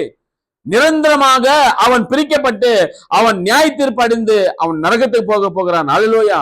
ஆனால் நமக்கு மரணம் வராதுங்க, நமக்கு நித்ரை தான் வரப்போகிறது. அல்லேலூயா. ஒவ்வொருத்தரும் கூட இந்த காரியங்களை நினைவில் வைத்துக் கொள்ளுங்கள். ஆனால் இந்த ஸ்திரீ சொல்லுகிறாள், நாங்கள் செத்து போக வேண்டும், வர வழி இல்லை என்று சொன்னால் இருக்கிறதே கொஞ்சம் தான். அதுக்கு இவர் என்ன சொல்லுகிறாரு? அதை முதல் எனக்கு கொண்டு வா. என்னது? அங்க இருக்கிறது கொஞ்சம் தான் சொல்கிறார், அதை முதல் எனக்கு கொண்டு வந்து கொடுத்துரு. அந்த அம்மாவுடைய விசுவாசம் எப்படி இருக்கு பாருங்க. நம்ம இருந்தாக்கா செய்யறதுக்கு வேலை இல்லை, இங்க வந்துக்கிறான் மனுஷன், இதை கேட்டுன்னு எங்களுக்கே வழி இல்லைன்றோம், நாங்களே சாப்பிட்டு செத்து போலான்னுக்கிறோம், இத்தையும் கூட வாங்கின்னு போறதுக்கு ஒருத்தர் வந்துக்கிறாருன்னு சொல்லிட்டு இருந்த அந்த அம்மா மனசுல திட்டி இருக்கும். ஆனால் அப்படி நினைக்கல. அந்த அம்மா இருக்கிறது எல்லாவற்றையும் ஆண்டு கொடுத்துடலாம். என்னது, அவர் பார்க்கறதுக்கு தேவ மனுஷனை போல தெரிகிறார். நிச்சயமாக அவருடைய முகத்துல ஒரு பிரகாசம் இருக்கிறது. ஏன்னு சொன்னால் அவர் தஸ் செய்த லார்டோட வந்திருக்கிறார், அவர் கர்த்தருடைய வார்த்தையோடு வந்திருக்கிறார். நிச்சயமாக அவருடைய வார்த்தை கேட்டோமானால் நம்முடைய வாழ்க்கைகள் பிரகாசம் அடையும். அல்லேலூயா. இன்றைக்கு இந்த கடைசி நாட்களுக்காக நமக்காக அனுப்பப்பட்டதான இந்த தீர்க்கதரிசியுடைய வார்த்தைகளை நீங்கள் கேட்டீர்களானால் உங்களுடைய வாழ்க்கைகளும் பிரகாசம் அடையும், உங்களுடைய சரீரங்களும் அது மாற்றம் அடையும். மறுபம்மை அவரோடு கூட நாம் சேர்ந்து கொள்வோம். அல்லேலூயா. அந்த விசுவாச பாதையில தான் நாம் என்ன செய்து கொண்டிருக்கிறோம்? இந்த வழியில, வார்த்தையில, செய்தியில, அந்த ஒரு விசுவாசத்துல நாம் ஓடிக்கொண்டிருக்கிறோம். அல்லேலூயா. அந்த ஸ்திரீ இடத்துல அந்த வார்த்தை வந்த உடனேயே இவர் நிச்சயமாக அவர் அதிர்ச்சியானார். என்னது, கையில நீ சிலுவை வைத்திருக்கிறாய். 2 வெறுவு என்பது அது சிலுவைக்கு அர்த்தமாக பொருந்துகிறது. அந்த 2 வெறுகு சிலுவைக்கு அர்த்தமாக வைத்திருக்கிறதான அந்த சிலுவை கையில வச்சு நீ மரணம் என்பதை நீ பேசலாமா? உனக்காக எனக்காக ஒரு மரணத்தை சந்தித்திருக்கிறாரே. அல்லேலூயா. அவர் உலகம் தோன்றுவதற்கு முன்பதாகவே ஆட்டுக்குட்டியாக அடிக்கப்பட்டிருக்கிறாரே. அல்லேலூயா. அந்த தேவனை உன்னிடத்துல வைத்துக் கொண்டு நீ எப்படியாக அப்படிப்பட்ட வார்த்தையை நீ சொல்லலாம் என்று சொல்லி அந்த நொடி பொழுதிலே முதல் அந்த அடையை எனக்கு சுட்டு கொண்டு வந்து கொடு, அந்த அப்பத்தை எனக்கு கொண்டு வந்து கொடு, அதன் பிறகு உனக்கும் உன் பிள்ளைக்கும் நீ சுட்டுக் கொள்ளலாம் என்று சொல்லுங்க. அல்லேலூயா. அந்த வார்த்தையை சரியாக அந்த அம்மா கேட்டாள். எது, முதலாவது எனக்கு கொடுத்துடு, அப்புறமா உனக்கும் உன் பிள்ளைக்கும் சுட்டுக் கொள்ளலாம்னு சொல்லும் போது அந்த அம்மா அந்த வார்த்தையை விசுவாசித்தாள். அது அப்படியே நடக்கும். அது தசைதலான், அது கட்ட உழைப்பதாக வார்த்தை. அந்த வார்த்தையை நான் விசுவாசிக்கிறேன் என்று சொல்லி இன்றைக்கும் கூட நாம் அதே விசுவாசிக்க வேண்டும் என்று சொல்லி நிச்சயமாக இந்த வார்த்தைகளை கேட்க கேட்க, இந்த செய்திகளை கேட்க கேட்க என்னுடைய சரீரம் அது மறுரூபமாகிறது. இந்த சரீரம் நிச்சயமாக செத்து போனதா இருக்கிறது. ஆனால் இந்த வார்த்தை எனக்குள்ள வரும் பொழுது இந்த சரீரமானது ஜீவனுள்ளதாய் மாறுகிறது. அல்லேலூயா. இந்த ஜீவனுள்ளதாய் மாறும் பொழுது நான் என்றைக்குமே மரணம் அடைய மாட்டேன் என்று சொன்னால் இந்த வார்த்தை மரணம் இல்லை. இந்த வார்த்தைக்கு வானம் பூமி ஒளிந்து போனாலும் இந்த வார்த்தை ஒன்றும் ஒளிந்து போகாது. அப்படிப்பட்ட வார்த்தையை ஏற்றுக்கொண்டுதானே நானும் மரணம் என்பதை சந்திக்க மாட்டேன். அல்லேலூயா. பாருங்கள், அந்த ஸ்திரீ அதே தான் வார்த்தை, இது தீர்க்க சொல்லுகிறது. அந்த வார்த்தை 13வது வசனத்தை வாசிக்கலாம். அவளை பார்த்து பயப்படாதே, பயப்படாதே என்று சொல்லுகிறாங்க. என்று சொன்னால் அந்த அம்மாவுக்கு பயம் வந்து விட்டது. அடுத்தது மரணம் தான். மரணத்தை நாம் சந்திக்க போகிறோம் என்றுதான் அந்த பயம் அந்த அம்மாக்கு இருக்கிறது. ஆனால் அந்த நேரத்துல பயப்படாதே என்றுதான் அந்த வார்த்தை வருகிறது. அல்லேலூயா. இந்த பயப்படாதே என்றுதான் அந்த வார்த்தையை தேவனை தவிர வேறு யாரும் சொல்ல முடியாது. அந்த எலியாக்குள்ள இருந்து தேவன் பேசிக் கொண்டிருக்கிறார். பயப்படாதே, நிச்சயமாக நீயும் உன் பிள்ளையும் பிழைத்துக் கொள்வீர்கள். வார்த்தை வாசிக்கலாம், கவனத்தோடு கூட கேளுங்கள். உன் வார்த்தையின்படியே நீ ஆயத்தப்படுத்து. என்னது, முதலில் ஒரு சிறிய அடையை எனக்காக நீ பண்ணி கொண்டு வா. அல்லேலூயா. இந்த வார்த்தை சொன்னும் பொழுது நிச்சயமாக அந்த ஸ்திரீயுடைய மனநிலை எப்படி இருந்திருக்கும் பாருங்க. வாசிக்கலாம் தொடர்ந்து. பின்பு உனக்கும் உன் குமாரனுக்கும் பண்ணலாம்னு சொல்லும் போது அந்த அம்மாக்கு முழுமையாக விசுவாசம் வந்து விட்டது. அல்லேலூயா. நிச்சயமாக இங்க ஏதோ ஒரு அற்புதம் நடக்க போகிறது. இந்த அற்புதத்தை நானும் என் பிள்ளையும் காண தெரியும். நிச்சயமாக இது சாதாரண மனுஷனுடைய அற்புதம் அல்ல. இது வானத்தையும் பூமியும் உண்டாக்கினதான அந்த சர்வ வல்லமுள்ள தேவனுடைய அற்புதமா இருக்கிறது. இந்த அற்புதமானது அது அல்பமானது அல்ல. இது 3 வருஷங்கள் காலங்களாய் நீடிக்கிறது. அல்லேலூயா. இது அந்த நாட்டுல 3 வருஷங்கள் பஞ்சம். 3 வருஷங்களாக ஆகாரம் இல்லை, தண்ணீர் இல்லை, எங்க பார்த்தாலையும் அலைமோதி கொண்டிருக்கிறார்கள். ஆனால் இந்த ஸ்திரீயுடைய வீட்டுல மட்டும் ஆகாரம் பஞ்சம் என்பது இருக்கவில்லை. என்று சொன்னால் அங்க தேவ ஆவியானவர் இருக்கிறார். அங்க தேவனுடைய வார்த்தை உடையதான ஒரு மனுஷன் அங்க இருக்கிறார். அல்லேலூயா. அந்த மனுஷன் என்னத்தை கொண்டு வந்திருக்கிறார்? அவர் கர்த்தருடைய வார்த்தை உரைப்பதாக என்றுதான் அந்த வார்த்தை கொண்டு வந்திருக்கிறார். இன்றைக்கு நமக்கும் கூட நிச்சயமாக உலகத்துல எத்தனையோ நெருக்கடிகள் வரலாம். நாம் தேவன் மீது சார்ந்திருந்தோமானால் அந்த கல்வாரி எனக்காக இருக்கிறது. அந்த கல்வாரியிலே இயேசு கிறிஸ்து எனக்காகவே மரித்தார். அவர் சிந்தினதான ரத்தம் அது எனக்காகவே என்று சொல்லி நீ விசுவாசிக்கிறானால் நிச்சயமாக உன்னுடைய வாழ்க்கை மாறும். அல்லேலூயா. இவ்வளவு வார்த்தைகளை பேசுறேன், மௌனமா இருக்கிறீர்கள். அல்லேலூயா. யார சில பேர் மட்டும்தான் ஆமென் சொல்றாங்க, சில பேர் மட்டும் அப்படியே உட்கார்ந்துக்கிறாங்க. இயேசு கிறிஸ்து ரத்தம் எனக்காக இருக்குதுன்னு சொன்னாக்கா எழுந்து ஆர்ப்பரிக்கணும். எனக்காக தான் இருக்கிறது அந்த ரத்தம். அல்லேலூயா. அந்த ரத்தம் இன்றைக்கு பேசிக் கொண்டிருக்கிறது என்று சொல்லும் பொழுது நாம் என்ன செய்ய வேண்டுமா இருக்கிறது? ஆர்ப்பரிக்க வேண்டுமா அல்லவா? அங்க தேவன் சொல்லுகிற என்னன்னு சொல்லி, ஏய் என்னப்பா உங்க ஜனங்க இப்படி கத்துறாங்க, சும்மா இருக்க சொல்லுப்பான்னு சொல்லிட்டு இருந்த அவங்க பரிசாயங்கள் எல்லாம் வந்து சொல்றாங்க இயேசு நேரத்துல. அதுக்கு இயேசு கிறிஸ்து சொல்றாரு, இவங்க சும்மா இருந்தாங்களான்னாக்கா இந்த செவுத்துல இருக்கிற கல்லுங்க என்ன பண்ணா, இந்த செவுத்துல இருக்கிற கல்லுங்க வந்து என்ன பண்ணா கத்தம் சொல்றாரு. ஆமாவா? ஹல்லேலூயா. நிச்சயமாய் கத்தம். ஏன்னாக்கா அந்த கல்லுகளுக்கு ஜீவன் உண்டு. வார்த்தை அப்படியா எழுதியிருக்கிறது. தேவன் அப்படியாய் சொல்லுகிறார். தேவன் அப்ராம், நீங்க அப்ராமுடைய பிள்ளைகள் என்று சொல்லி பெருமை பாராட்டுகிறீர்கள். அப்ராம் தேவன், அந்த அப்ராமுக்கு தேவன் அந்த கல்லுகளாலையும் கூட தேவன் பிள்ளைகளை உண்டு பண்ணிருக்க அவரால உள்ளும். ஹல்லேலூயா. அவரால ஆகும். என்னப்பா உங்க ஜனங்க எப்படி கத்துறாங்க எப்ப பார்த்தாலையும் ஓசன்னா ஓசன்னா இயேசு கிறிஸ்துவுக்கு ஜெயா என்று சொல்றாங்க சொல்லும் போது, ஹல்லேலூயா. அதுக்கு இயேசுவன் சொல்லுகிறார், இவர்கள் சும்மா இருந்தார்களானால் அங்க கல்லுகள் என்ன பண்ண கத்தம். நீங்கள் சும்மா இருந்தீர்களானால் இந்த சவுத்துல இருக்கிற கல்லுங்கள் அது ஆமென் என்று சொல்லும். நீங்கள் இப்போ காணாவிட்டாலும் கூட பரலோகத்துக்கு நீங்கள் வரும் பொழுது அது நிச்சயமாய் காண்பிப்பார் தேவன் என்று சொன்னால் நம் தேவன் அப்படியாப்பட்டதான தேவன். அல்லேலூயா. மரத்தை பேச வைக்கிறதான தேவன், பூக்களை பேச வைக்கிறதான தேவன், அவருடைய ஒரு வார்த்தைக்கு மரமே அது பட்டு போனதான தேவன். அல்லேலூயா. அப்படியாப்பட்டதான தேவன் நிச்சயமாக இந்த கல்லுகளையும் கூட அவர் நிச்சயமாக அவர் பேச வைக்குவார். அவரால் எல்லாமே கூடும். அவரால் ஆகாதது ஒன்றும் இல்லை. இன்றைக்கு நிச்சயமாக நாம் அந்த விசுவாசத்துல வந்திருக்கிறோம். இந்த ஸ்திரீ என்ன செய்தால் நிச்சயமாக அது ஆகும். அடுத்த வசனத்தை வாசிக்கும் போது பாருங்கள், நிச்சயமா என்ன சொல்கிறது என்று சொல்லி 14வது வசனம். கர்த்தர் அங்க தேசத்துல மழை கட்டளையிட நேரம் மட்டும் பானையில மா அது செலவழிந்து போவதும் இல்லை என்று இஸ்ரவேலின் தேவனா, இது எலியாவுடைய வார்த்தை கிடையாது, இது இஸ்ரவேலின் தேவனா இருக்கிற கர்த்தர் உரைக்கிறார் என்றுதானே தஸ் செய்தலான் என்றுதான வார்த்தை உரைத்தார். அந்த வார்த்தையை அந்த அம்மா அப்படியே கேட்ச் பிடிச்சு, இன்னைக்கு இங்க வருகிறதான வார்த்தை நீங்கள் கேட்ச் பிடிச்சு அதை ஏற்றுக்கொண்டு ஆமென் சொல்லும் பொழுது உங்களுக்குள்ள அது அப்படியே நடக்கும். அது தஸ் செய்தலாடா இருக்குது. அல்லேலூயா. இது தஸ் செய்தலாடா இருக்குது அந்த வார்த்தைகள். இந்த வார்த்தை பாருங்கள். அடுத்தது வாசிகள் என்ன சொல்ற பாருங்க.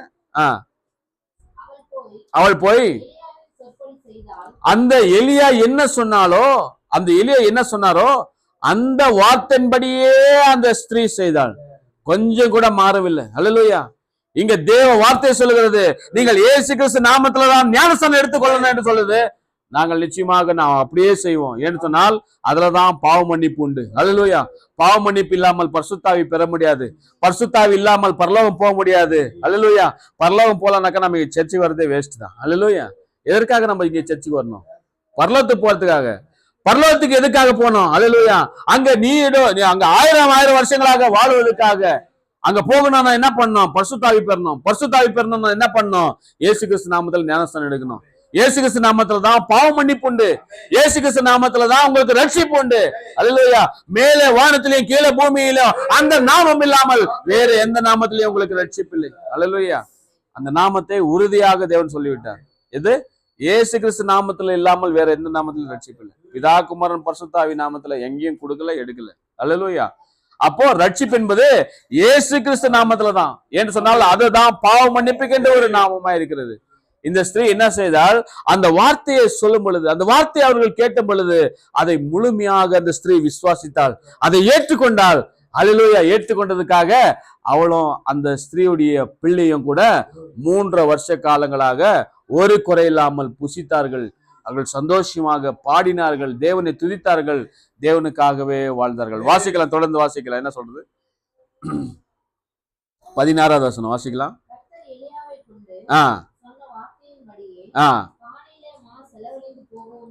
அங்க கர்த்தர் எலியாவை கொண்டு சொன்னதான அந்த வார்த்தை பிரகாரமாக அந்த பானையில மா செலவழிந்து போகவே இல்லை,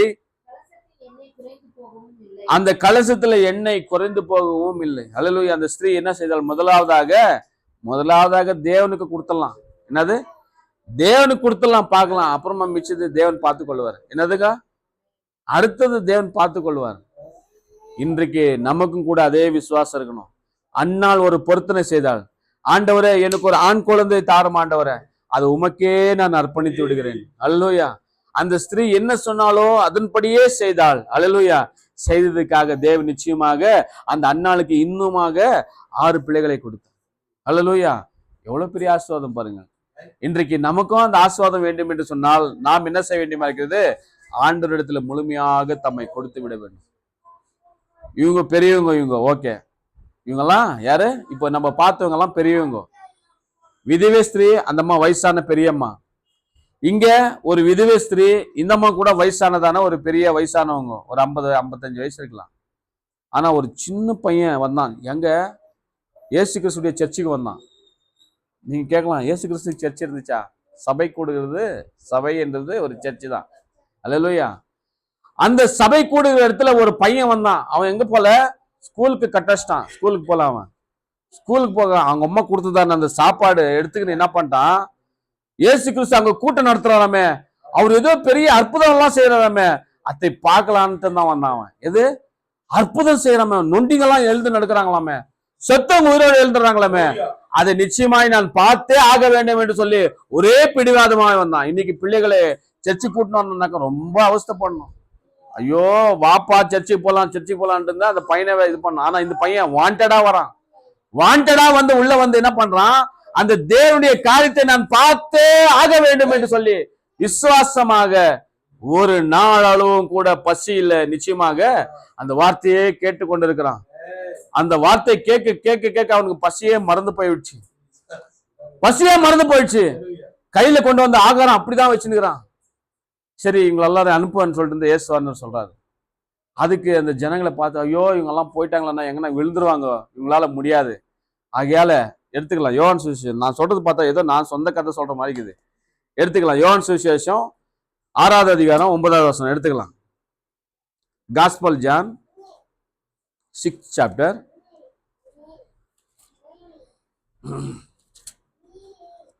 9வது வசனத்தை வாசிக்கலாம். பாருங்க வசனம் கூட எப்படி வருதுங்க? 6:9. 6வது அதிகாரம். இங்க ஒரு பையன் இருக்கிறான். நீங்க மேல இருந்து 7வது வசனத்துல இருந்து வாசிக்கலாமா என்ன நடக்குது என்று சொல்லிட்டு இந்த பாக்கலாங்க.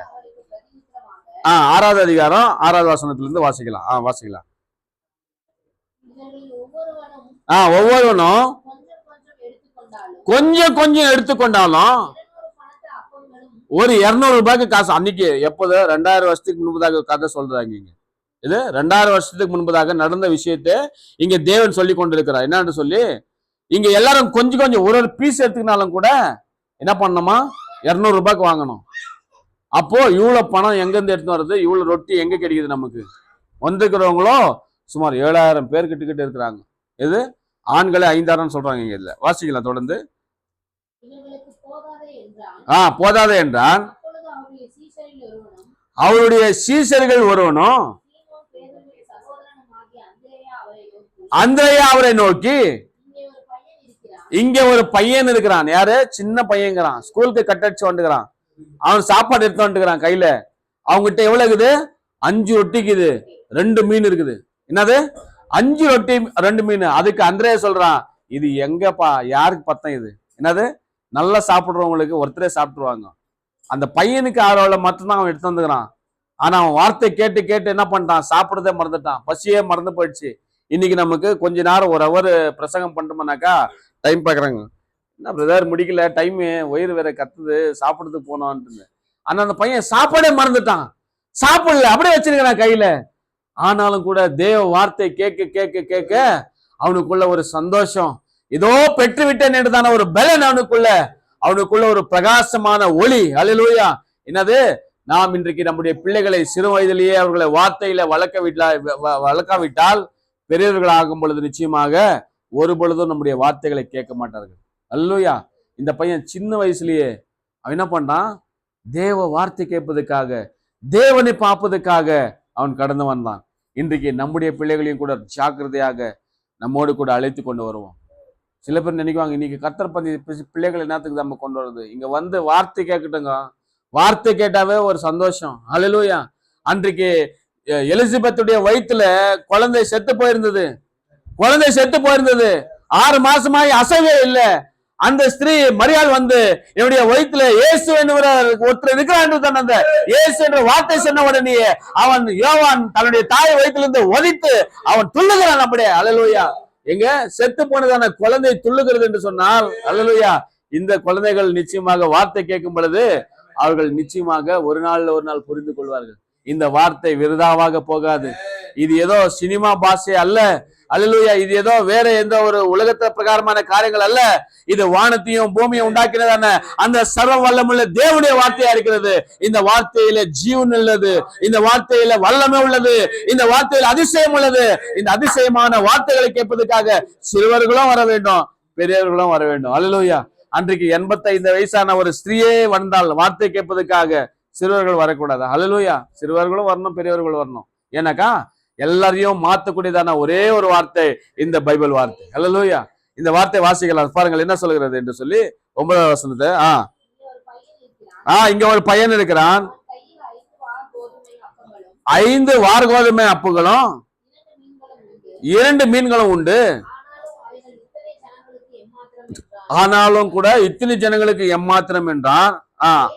இயேசு பாருங்கள், சிறு பிள்ளைகளுக்கு நம்ம எதனா கொடுத்துட்டு சாக்லேட் கொடுத்துட்டு கொஞ்சம் குடுறானாக்கா கொடுக்க மாட்டான்வாங்க.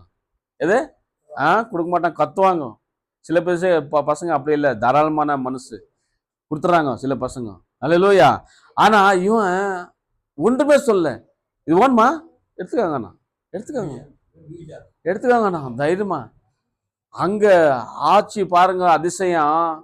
அந்த அதிசயத்தை அவன் பார்க்கிறான். நான் ஏதோ ஒரு அதிசயத்தை பார்க்கணும்னு வந்தேன், ஆனால் அந்த அதிசயத்தை நானே கொண்டு வந்திருக்கேன் கையில. அல்லேலூயா. எவ்வளவு பெரியதான காரியம் பாருங்கள். இந்த பைபிள்ல இந்த பையனை பத்தி எழுதிருக்கிறது சொன்னால் உலகம் முழுவதுமா இருக்கிற எல்லா கிறிஸ்தவர்களும் இந்த வார்த்தையை வாசிக்கிறார்கள். நான் அதிசயத்தை அவர் மூலியமாய் நடக்கும் என்று பார்த்து நான் யோசித்து வந்தேன். என்னது, அவர் மூலியமா ஏதோ ஒரு அற்புதம் நடக்கும். யாரோ ஒரு சப்பானியை எழுப்புவாரு, யாரோ ஒரு செத்தவனை எழுப்புவாரு, ஏதோ ஒரு அற்புதத்தை நான் காண முடியுமாக, இல்ல ஒரு பிசாசு ஓட நினைச்சு வந்தேன்.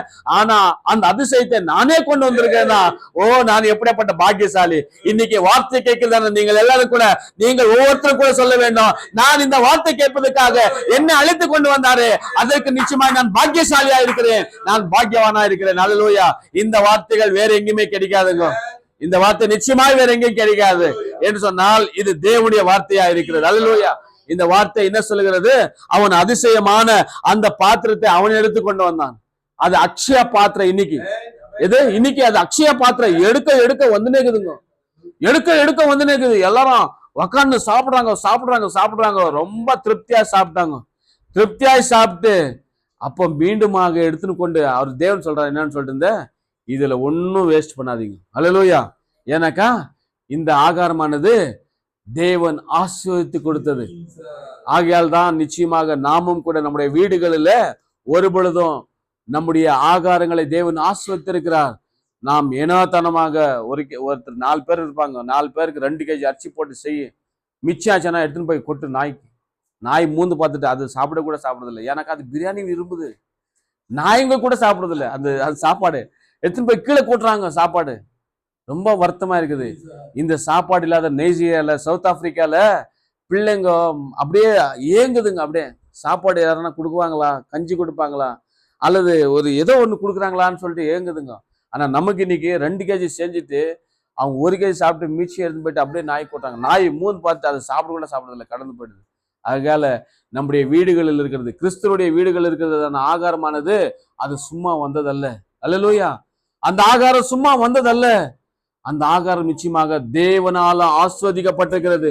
எவ்வளவு தேவையோ அவ்வளவு சமைத்துக் கொள்ளுங்கள். நீங்க இப்பொழுதெல்லாம் போயிட்டு இந்த சாப்பாடு ஓனானாக்க போய் அடுப்பு பத்தடிச்சு வெறுவு வெட்டின்னு வந்து அப்படியெல்லாம் பண்றமா இல்லை. கேஸ் பத்தடிச்சா 5 நிமிஷம் 10 நிமிஷத்துல ஆயிடுது. சாப்பாடு செஞ்சிடலாம், ஒன்றும் பெரிய அவமானம் இல்லை. அல்லேலூயா. ஆனா எவனுக்குமே கூட தேவ பிள்ளைகளுடைய வீடுகளில் சாப்பாடு நீங்கள் வீணாக்காதீர்கள். அந்த ஆகாரத்துக்காக எத்தனையோ உள்ளங்கள் இயங்கி கொண்டிருக்கிறது. எத்தனையோ உள்ளங்கள் நிச்சயமாக அந்த ஆகாரத்துக்காக எதிர்பார்த்து கொண்டிருக்கிறது. அல்லேலூயா. அந்த ஆகாரமானது நிச்சயமாக இன்றைக்கு உனக்கு எனக்கும் கிடைச்சிருக்கிறது என்று சொன்னால் அது தேவனால அருளப்பட்டதான ஆகாரமா இருக்கிறது. அல்லேலூயா. இந்த ஸ்திரீயுடைய நிலைமை பார்த்த நம்ம எங்க திவ்ய ஸ்திரீ, நமக்கு இருந்தது ஒரே ஒரு பிடி மாவு தான். ஆனாலும் கூட அது சாப்பிட்டு செத்துடணும்னு தான் நினைச்சிச்சு. ஆனால் தேவன் மீது விசுவாசம் இருந்ததுனால, எனக்கு மழை இல்லை, அங்க ஆகாரம் இல்லை, விவசாயிகள் எல்லாம் ஆகாரம் இல்லாம மழை வராம விவசாயம் செய்யல. விவசாயம் இல்லைனாக்கா மனுஷர்களுக்கு ஆகாரம் கிடைக்காது. அன்னைக்கு ஒரு கழுதை தலையுடைய விலை 80 ரூபாய்க்கு விற்கப்பட்டது. என்னதுங்க? ஒரு கழுதை யாரும் சாப்பிட மாட்டாங்க. ஆனா அந்த வறுமைக்காக கழுதையோ ஏதோ கிடைச்சி சாப்பிடலாம். அதன் பிறகு இன்னொரு கோரமான காரியம் என்னன்னு சொன்னாக்கா, 2 பொம்பளைங்க பேசிக்கிறாங்க. என்னன்ட்டு, இன்னைக்கு என் குழந்தைய சாப்பிடலாம், நாளைக்கு உன் குழந்தைய சாப்பிடலாம். என்னது? இன்னைக்கு என் குழந்தைய சாப்பிடலாம், நாளைக்கு உன் குழந்தைய சாப்பிடலாம். ஒரு நாள் ஒரு குழந்தைய வேக வச்சு சாப்பிட்றாங்க. மறந்து அந்த குழந்தைய எடுத்துன்னு வந்து அது வேக வச்சு சாப்பிடலான்னு சொல்லும்போது அந்த அம்மா கொண்டு வரதில்லை. என்னது? கொண்டு வரதில்லை. காரியம் எப்படி இருக்கு பாருங்க. எவ்வளவு வறுமை இருந்திருக்கலாம், எவ்வளவு கீழ்ப்படியாத தன்மைகள் இருந்திருக்கலாம்.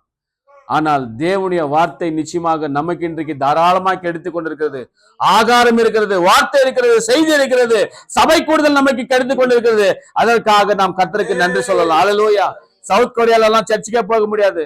யாருன்னா பைபிள் பாட்டாவே அங்கே அவனை சுட்டு கொண்டுறாங்க சவுத் கொரியால எல்லாம். ஆனா இங்க நம்மளுக்கு எவ்வளவு ஃப்ரீடமா இருக்குதுங்க. வார்த்தை கேட்பதுக்கு, ஜபத்துக்கு வர்றதுக்கு, பைபிள் படிக்கிறதுக்கு, நம்முடைய இஷ்டம் போல எங்கன்னா போலாம் வரலாம். என்னது? இஷ்டம் போல எங்கன்னா போலாம் வரலாம். சர்ச்சுக்காண்டி இங்க வந்துட்டு இஷ்டம்னா இங்க சர்ச்சுக்கு வரலாம். அப்படி எடுத்தோம்னா அப்படியே சினிமா தியேட்டருக்கு போயிடலாம். எப்படி? பக்கத்துல தான் இருக்குதுங்க. தேவன் நீங்க எல்லா வசதியும் வச்சிருக்கிறாரு. ஆனால் தேவன் சொல்லுகிறாரு, இரண்டத்தையும் உங்கள் கண்களுக்கு முன்பதாக வைத்திருக்கிறார். ஆசீர்வாதத்தையும் சாபத்தையும் எதை எடுத்துக்கொள்ள வேண்டுமோ அது உங்களுடைய விருப்பமா இருக்கிறது.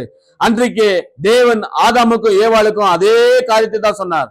நீங்கள் எதை எடுத்துக்கொள்ள வேண்டுமோ உங்களுக்கு நான் அங்க ஃப்ரீயாக ஒரு சுதந்திரத்தை கொடுத்திருக்கிறேன். இன்றைக்கு தேவன் உங்களுக்கு முன்பதாக இந்த வார்த்தையும் இன்றைக்கு நிச்சயமாக இந்த செய்தியை வைத்திருக்கிறார். இந்த செய்தியானது என்ன செய்கிறது? உன்னை நிச்சயமாக பாதுகாக்கிறதா இருக்கிறது. அல்லேலூயா. இந்த சிறு பையன், அந்த பையன் என்ன செய்து கொண்டான்? வார்த்தை பாருங்கள், கடைசியாக வாசிங்க, முடிக்கலாம். இங்க 12வது வசனம் வாசிக்கலாமா? அவர்கள் திருப்தி அடைந்த பின்பு அவர்கள் தம்முடைய சீஷர்களை நோக்கி, இதுல ஒன்றும் சேதமில்லாத, நான் சொல்லல வார்த்தைங்க, இங்க இயேசுவான சொல்லி கொண்டிருக்கிறார். தேவனுடைய குடும்பத்துல கிடைத்ததான ஆகாரத்தை ஒன்றும் கூட நீங்கள் சேதப்படுத்தாதபடிக்கு, அதை வீணாக்காதபடிக்கு, பாழாக்காதபடிக்கு அதை நேரத்தோடு சாப்பிட்டு என்ன பண்ணணுமா? முடிக்கணுமா? நீங்க ஜபிச்சிங்க, உங்களுடைய ஆகாரத்தை வீட்டுல கொண்டு வருகிறாரு பாருங்க. அந்த வீட்டுல கொண்டு வரதான ஆகாரமானது அது ஜபத்தோடு வருகிறது. உங்களுடைய ஊழியக்காரர் அந்த அந்த உங்களுடைய வருமானத்துக்காக ஜெபித்திருக்கிறார். நீங்கள் போகும்பொழுது வரும்பொழுது சுகபத்திரமாய் போகணும், சுகபத்திரமாய் வரணும்னு சொல்லிட்டு இந்த தேவன் கட்டளை கொடுத்ததான கட்டளைகளா இருக்கிறது. அந்த ஆசீர்வாத நிமித்தமாய் தான் உங்களுடைய குடும்பத்துக்கு ஆகாரம் தேடிக்கொண்டு வருகிறது, வருமானம் வருகிறது, சம்பளம் வருகிறது. சம்பளத்தின் மூலியமா நீங்கள் அங்க போய் அரிசி வாங்கினாரீங்க, பருப்பு, எண்ணெய் எல்லாத்தையும் வாங்கினாரீங்க. அத்தை நீங்க வீணாக்காதீங்க. தேவனுடைய வார்த்தை என்ன சொல்ல வாசிக்கலாம்? மீதியான துணிக்கைகளை சேர்த்து வையுங்கள்.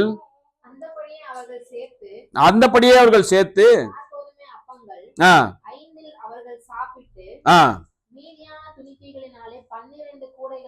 எவ்வளவுங்க கொண்டு வந்தது? வெறும் 5 அப்பம் 2 மீன். 5000 பேர் ஆண்கள் மட்டும்தான் 5000 பேரு. இன்னும் பிள்ளைகள், பெண்கள் எல்லாத்தையும் சேர்த்துனாக்கா அது அப்படியே மல்டிப்ளை ஆகுது. அப்பெல்லாம் வந்துட்டு ஒருத்தர் ஒரு வீட்டுல ஒரு குழந்தை இருக்காதுங்க, 2, 3, 4, 5, 6 இருக்கும். இப்படி தாத்தா காலத்துல எல்லாம் 12 பேர் 15 பேர் அவ்வளவு பிள்ளைங்க இருந்தாங்க.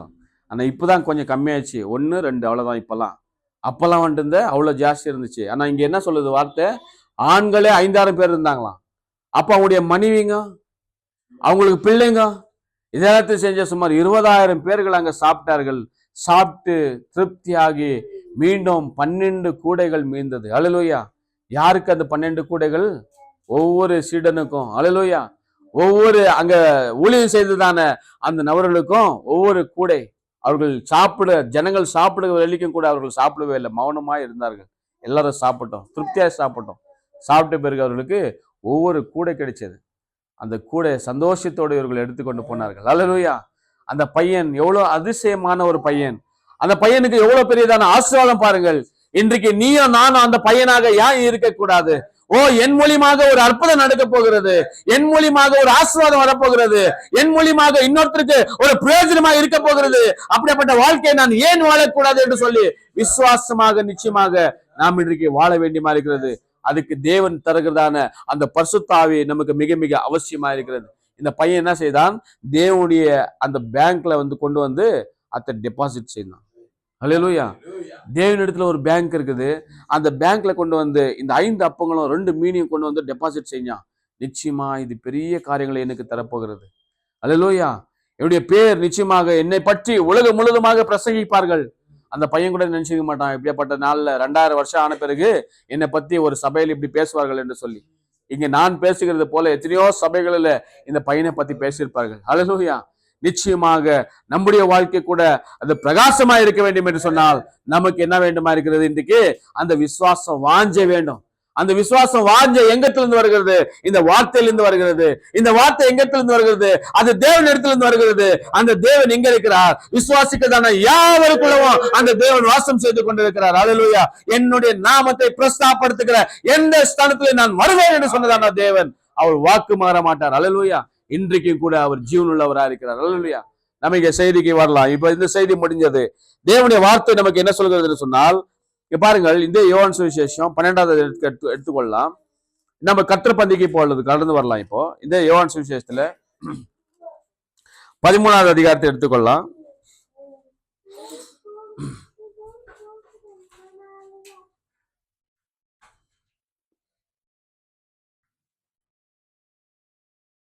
மூணாவது வசனத்தில் வாசிக்கலாமா? தம்முடைய கையில் ஆ பிதா எல்லாவற்றையும் ஒப்புக் கொடுத்தார் என்பதையும் ஆ தாம் தேவனிடத்திலிருந்து வந்ததையும் தேவனிடத்திற்கு போகிறதையும் இயேசு அறிந்து போஜனத்தை விட்டெழுந்து வஸ்திரங்களை கழட்டி வைத்து கட்டிக்கொண்டு சீஷருடைய கால்களை கழுவவும் தொடங்கினார்.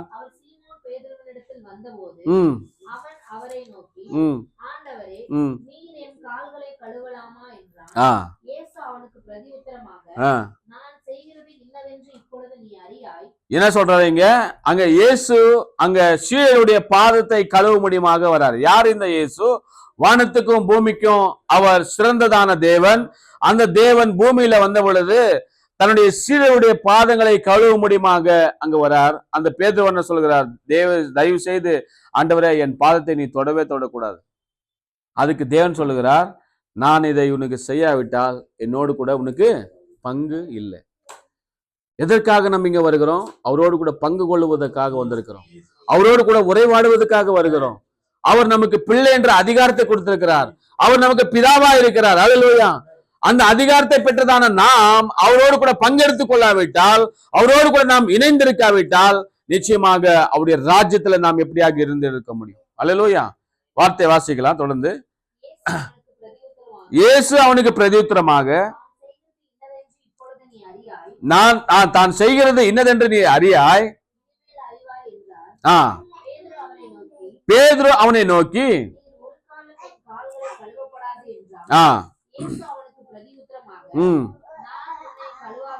நான் உன்னை கழுவாவிட்டால் என்னிடத்தில் உனக்கு பங்கு இல்லை என்றார். அதுக்கு சீமோன் பேதுரு, ஆண்டவரே,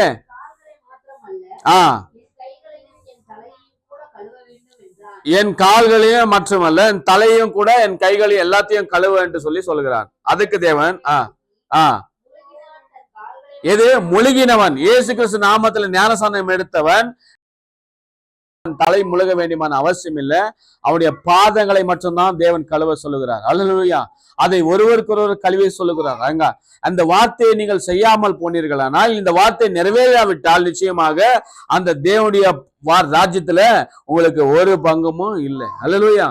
அந்த தேவனுடைய ராஜ்யத்துல உங்களுக்கு பங்கு இல்லாவிட்டால் நிச்சயமாக நாம் இந்த உலகத்துல படுகிறதான பிரயாசங்கள் எல்லாமே விருதாவாய் போகிறது. அல்லேலூயா. இன்றைக்கு ஜெயம் பெற்றவன், இன்றைக்கு நிச்சயமாக யுத்தத்துல ஜெயம் பெற்றவன் மட்டும்தான் இதுல வந்து பங்கேற்க வேண்டும். அங்க நம்ம பஸ்கா பண்டிகை நம்ம பார்த்தோம். பஸ்கா பண்டிகை எப்பொழுது ஆசிரியர்கள் அவர்கள் அடிமைத்தனத்திலிருந்து விடுதலை ஆன பிறகு, யுத்தத்தை ஜெயித்த பிறகு பஸ்கா பண்டிகையை ஆசரிக்கிறார்கள். இன்னொருவரும் கூட அதே போலதான் ஆசரித்தார். ஆதியாகமம் எடுத்துக்கொள்ளலாம். ஆதியாகமம் என்ன சொல்கிறது பாருங்கள். ஆதியாகமத்துல 14வது அதிகாரத்துல நாம் பார்க்கும் பொழுது இங்க அப்ரஹாம் வருகிறார். அப்ரஹாம் ராஜாக்களை முறியடித்து 14வது அதிகாரம் 18வது வசனத்தை வாசிக்கும் பொழுது, ஆதியாகமம் Genesis 14 chapter verse 18.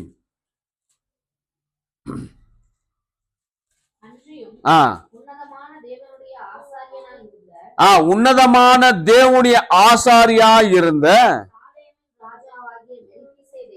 இந்த சாலமேன் ராஜாவாய் இருக்கிறதான மெல்கிசேதேக்கு அப்பமும் திராட்சரசமும் கொண்டு வந்து அவனை ஆசீர்வதித்து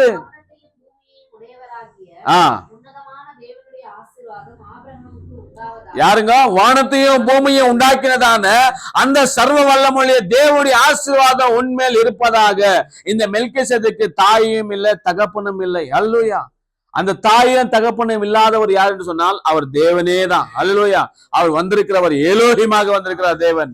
அந்த ஏலேகமான தேவன் இந்த அப்ரஹாமை ஆசீர்வதிக்க முடியுமாக வந்திருக்கிறார். எப்பொழுது வந்தார்? யுத்தத்துல ஜெயம் பெற்ற பிறகு, 14 ராஜாக்களை ஜெயித்த பிறகு, அதன் பிறகு அப்பத்தையும் திராட்சரசத்தையும் கொண்டு வந்து கொடுக்கிறார். அல்லேலூயா.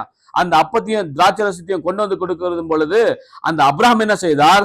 தான் ஜெயம் பெற்று கொண்டு வந்ததான எல்லாவற்றிலையும் 10ல் ஒரு பங்கு அந்த சாலமேன் ராஜாக்கு கொடுத்து அவரிடத்துல ஜெபம் செய்து கொள்ளுகிறார். அல்லேலூயா. அப்பத்தையும் திராட்சரசத்தையும் வாங்கி கொள்ளுகிறார். யுத்தத்துல நாம் ஜெயம் பெற வேண்டும். எந்த யுத்தத்துல? நமக்கும் ஒரு யுத்தம் இருக்கிறது. இந்த உலகத்துல சாத்தான் நம்மை ஒவ்வொரு நாளும் தோற்கடிக்க வேண்டும் என்று சொல்லி நம்மை பின்தொடர்ந்து வந்து கொண்டே இருக்கிறான். ஆனால் நாம் என்ன செய்ய வேண்டியமா இருக்கிறது? நாம் அதுல ஜாக்கிரதையாக, பரிசுத்தமாக, எச்சரிக்கையாக இருந்து இந்த வார்த்தையை காத்து கொண்டு நமக்கு கொடுக்கப்பட்டிருக்கிறதான அந்த நியமித்த ஓட்டத்துல ஓடி நிச்சயமாக நாம் சேர வேண்டியமான இடத்துல சேர்ந்து கொள்ள வேண்டும் என்பதுதான் தேவனுடைய நோக்கமாக இருக்கிறது. அல்லேலூயா.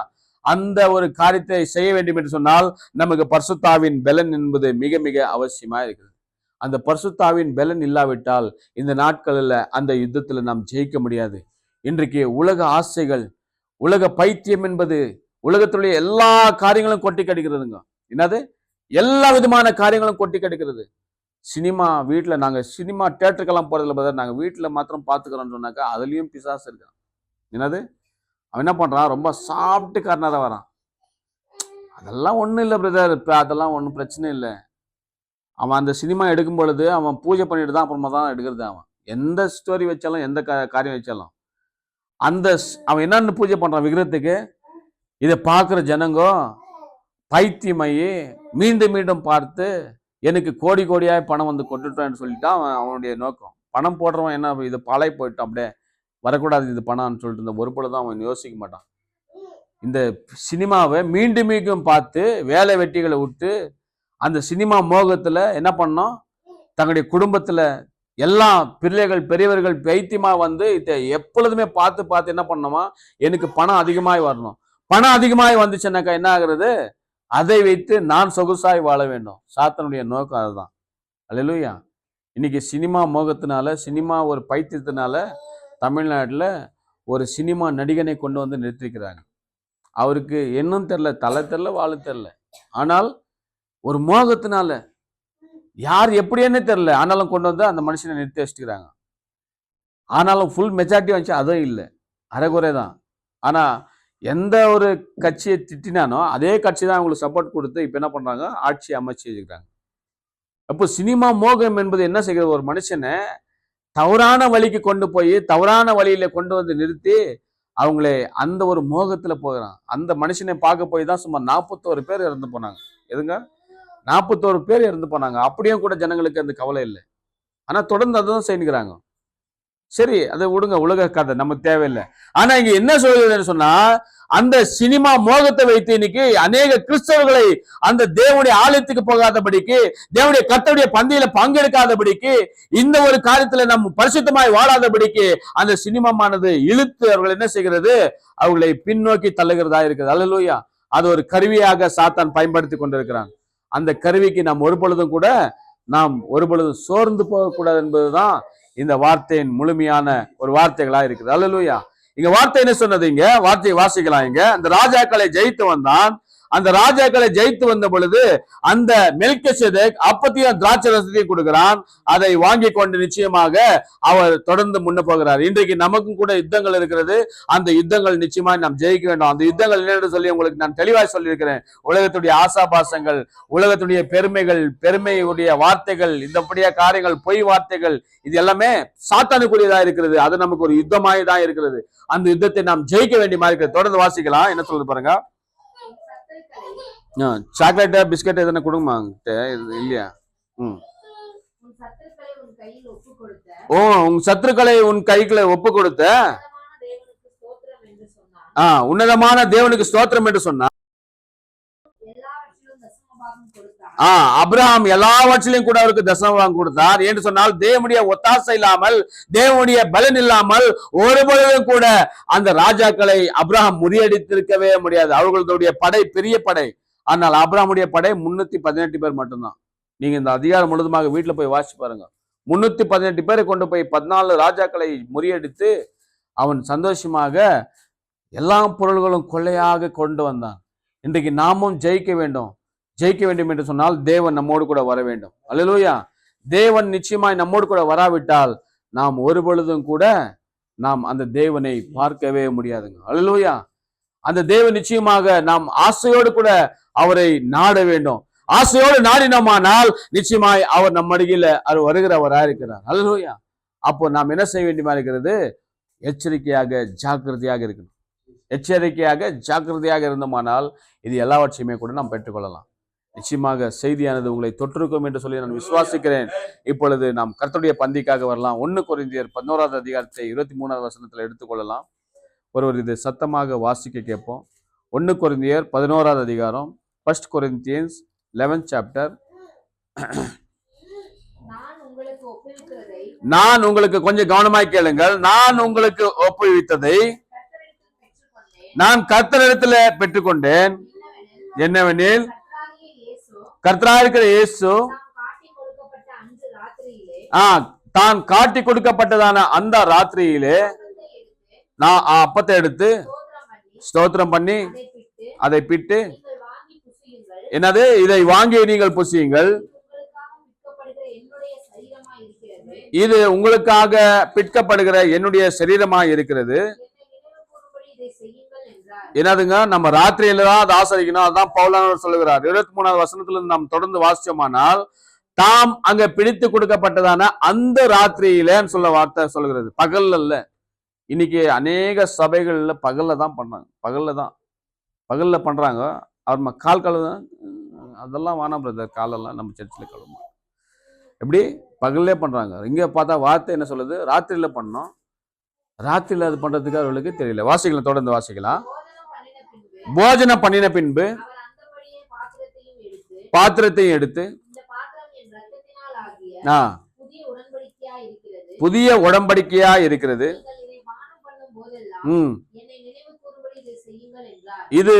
இது நினைவு கூறணுமா? யாருங்க? தேவனை நினைவு கூற வேண்டும் என்று சொல்லி அங்க சொல்லுகிறார். வாசிக்கலாம்.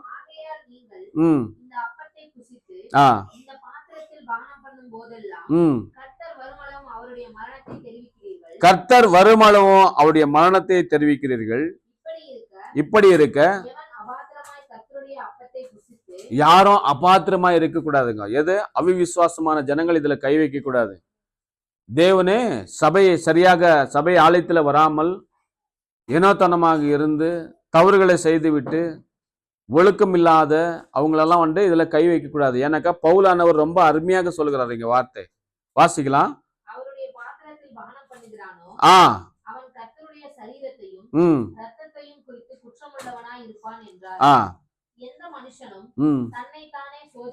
யாரா? தன்னைத்தானே, வேறவங்க சொல்றது அல்ல. வேறவங்க சொல்ற வரைக்கும் நம்ம விட்டு கொடுக்க கூடாதான். தன்னைத்தானே சோதித்துக் கொள்ளணுமா?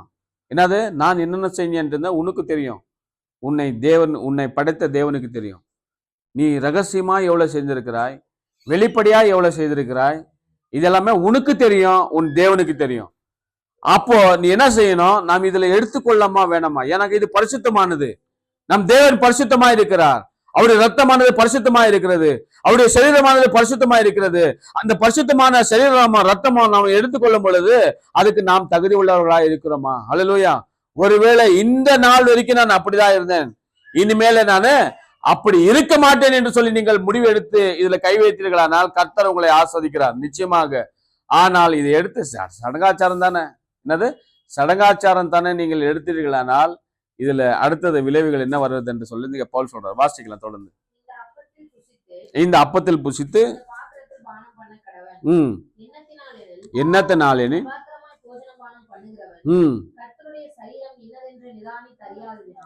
இந்த கர்த்தருடைய சரீரம் என்று நிதானித்து அறியாததினால் தனக்கு ஆக்கினை தீர்ப்பு வருகிறது என்று சொல்லி போஜன பானம் பண்ணுகிறான். இதன் நிமித்தம் பலவீனரும் வியாதி உள்ளவர்களுமாய் இருக்கிறீர்கள், அநேக நித்ரையை அடைந்திருக்கிறீர்கள். யாருங்க? நம்மை நாமே, இன்னொருத்தர் சொல்றது அல்ல சிஸ்டர், நீங்க அது பண்ணக்கூடாது சிஸ்டர், பிரதர் நீங்க இது பண்ணக்கூடாது பிரதர் சொல்றது அல்ல. நம்மை நாமே என்ன பண்ணணுமா? அதை நிதானித்து அறியணுமா? வாசிக்கலாம் தொடர்ந்து. நாம் நியாயம் தீர்க்கப்படும். கொஞ்சம் இங்க கவனம் கொடுங்க, பிள்ளைங்க பக்கம் விட்டுருங்க. நாம் நியாயம் தீர்க்கப்படும் பொழுது உலகத்தோட நாம் ஆக்கினை தீர்ப்புக்குள்ளாப்படாதபடிக்கு கர்த்தராலே சிட்சிக்கப்படுகிறோம்.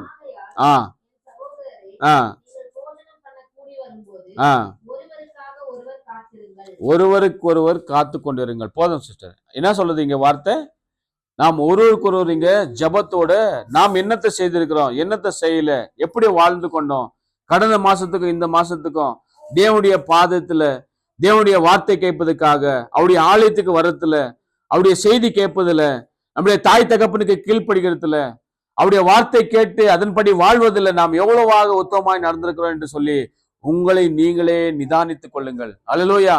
நாம் அப்படி நிதானித்துக் கொண்டோமானால் நிச்சயமாக கர்த்தருடைய தயவு உங்கள் மீது வருகிறது.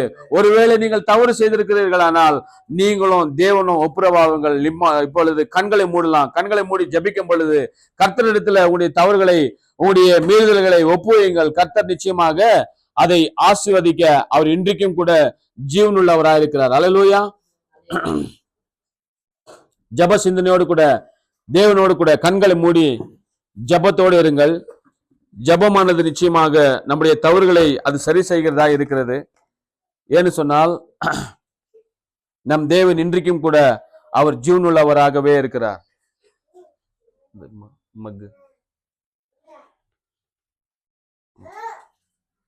வாங்கிக்க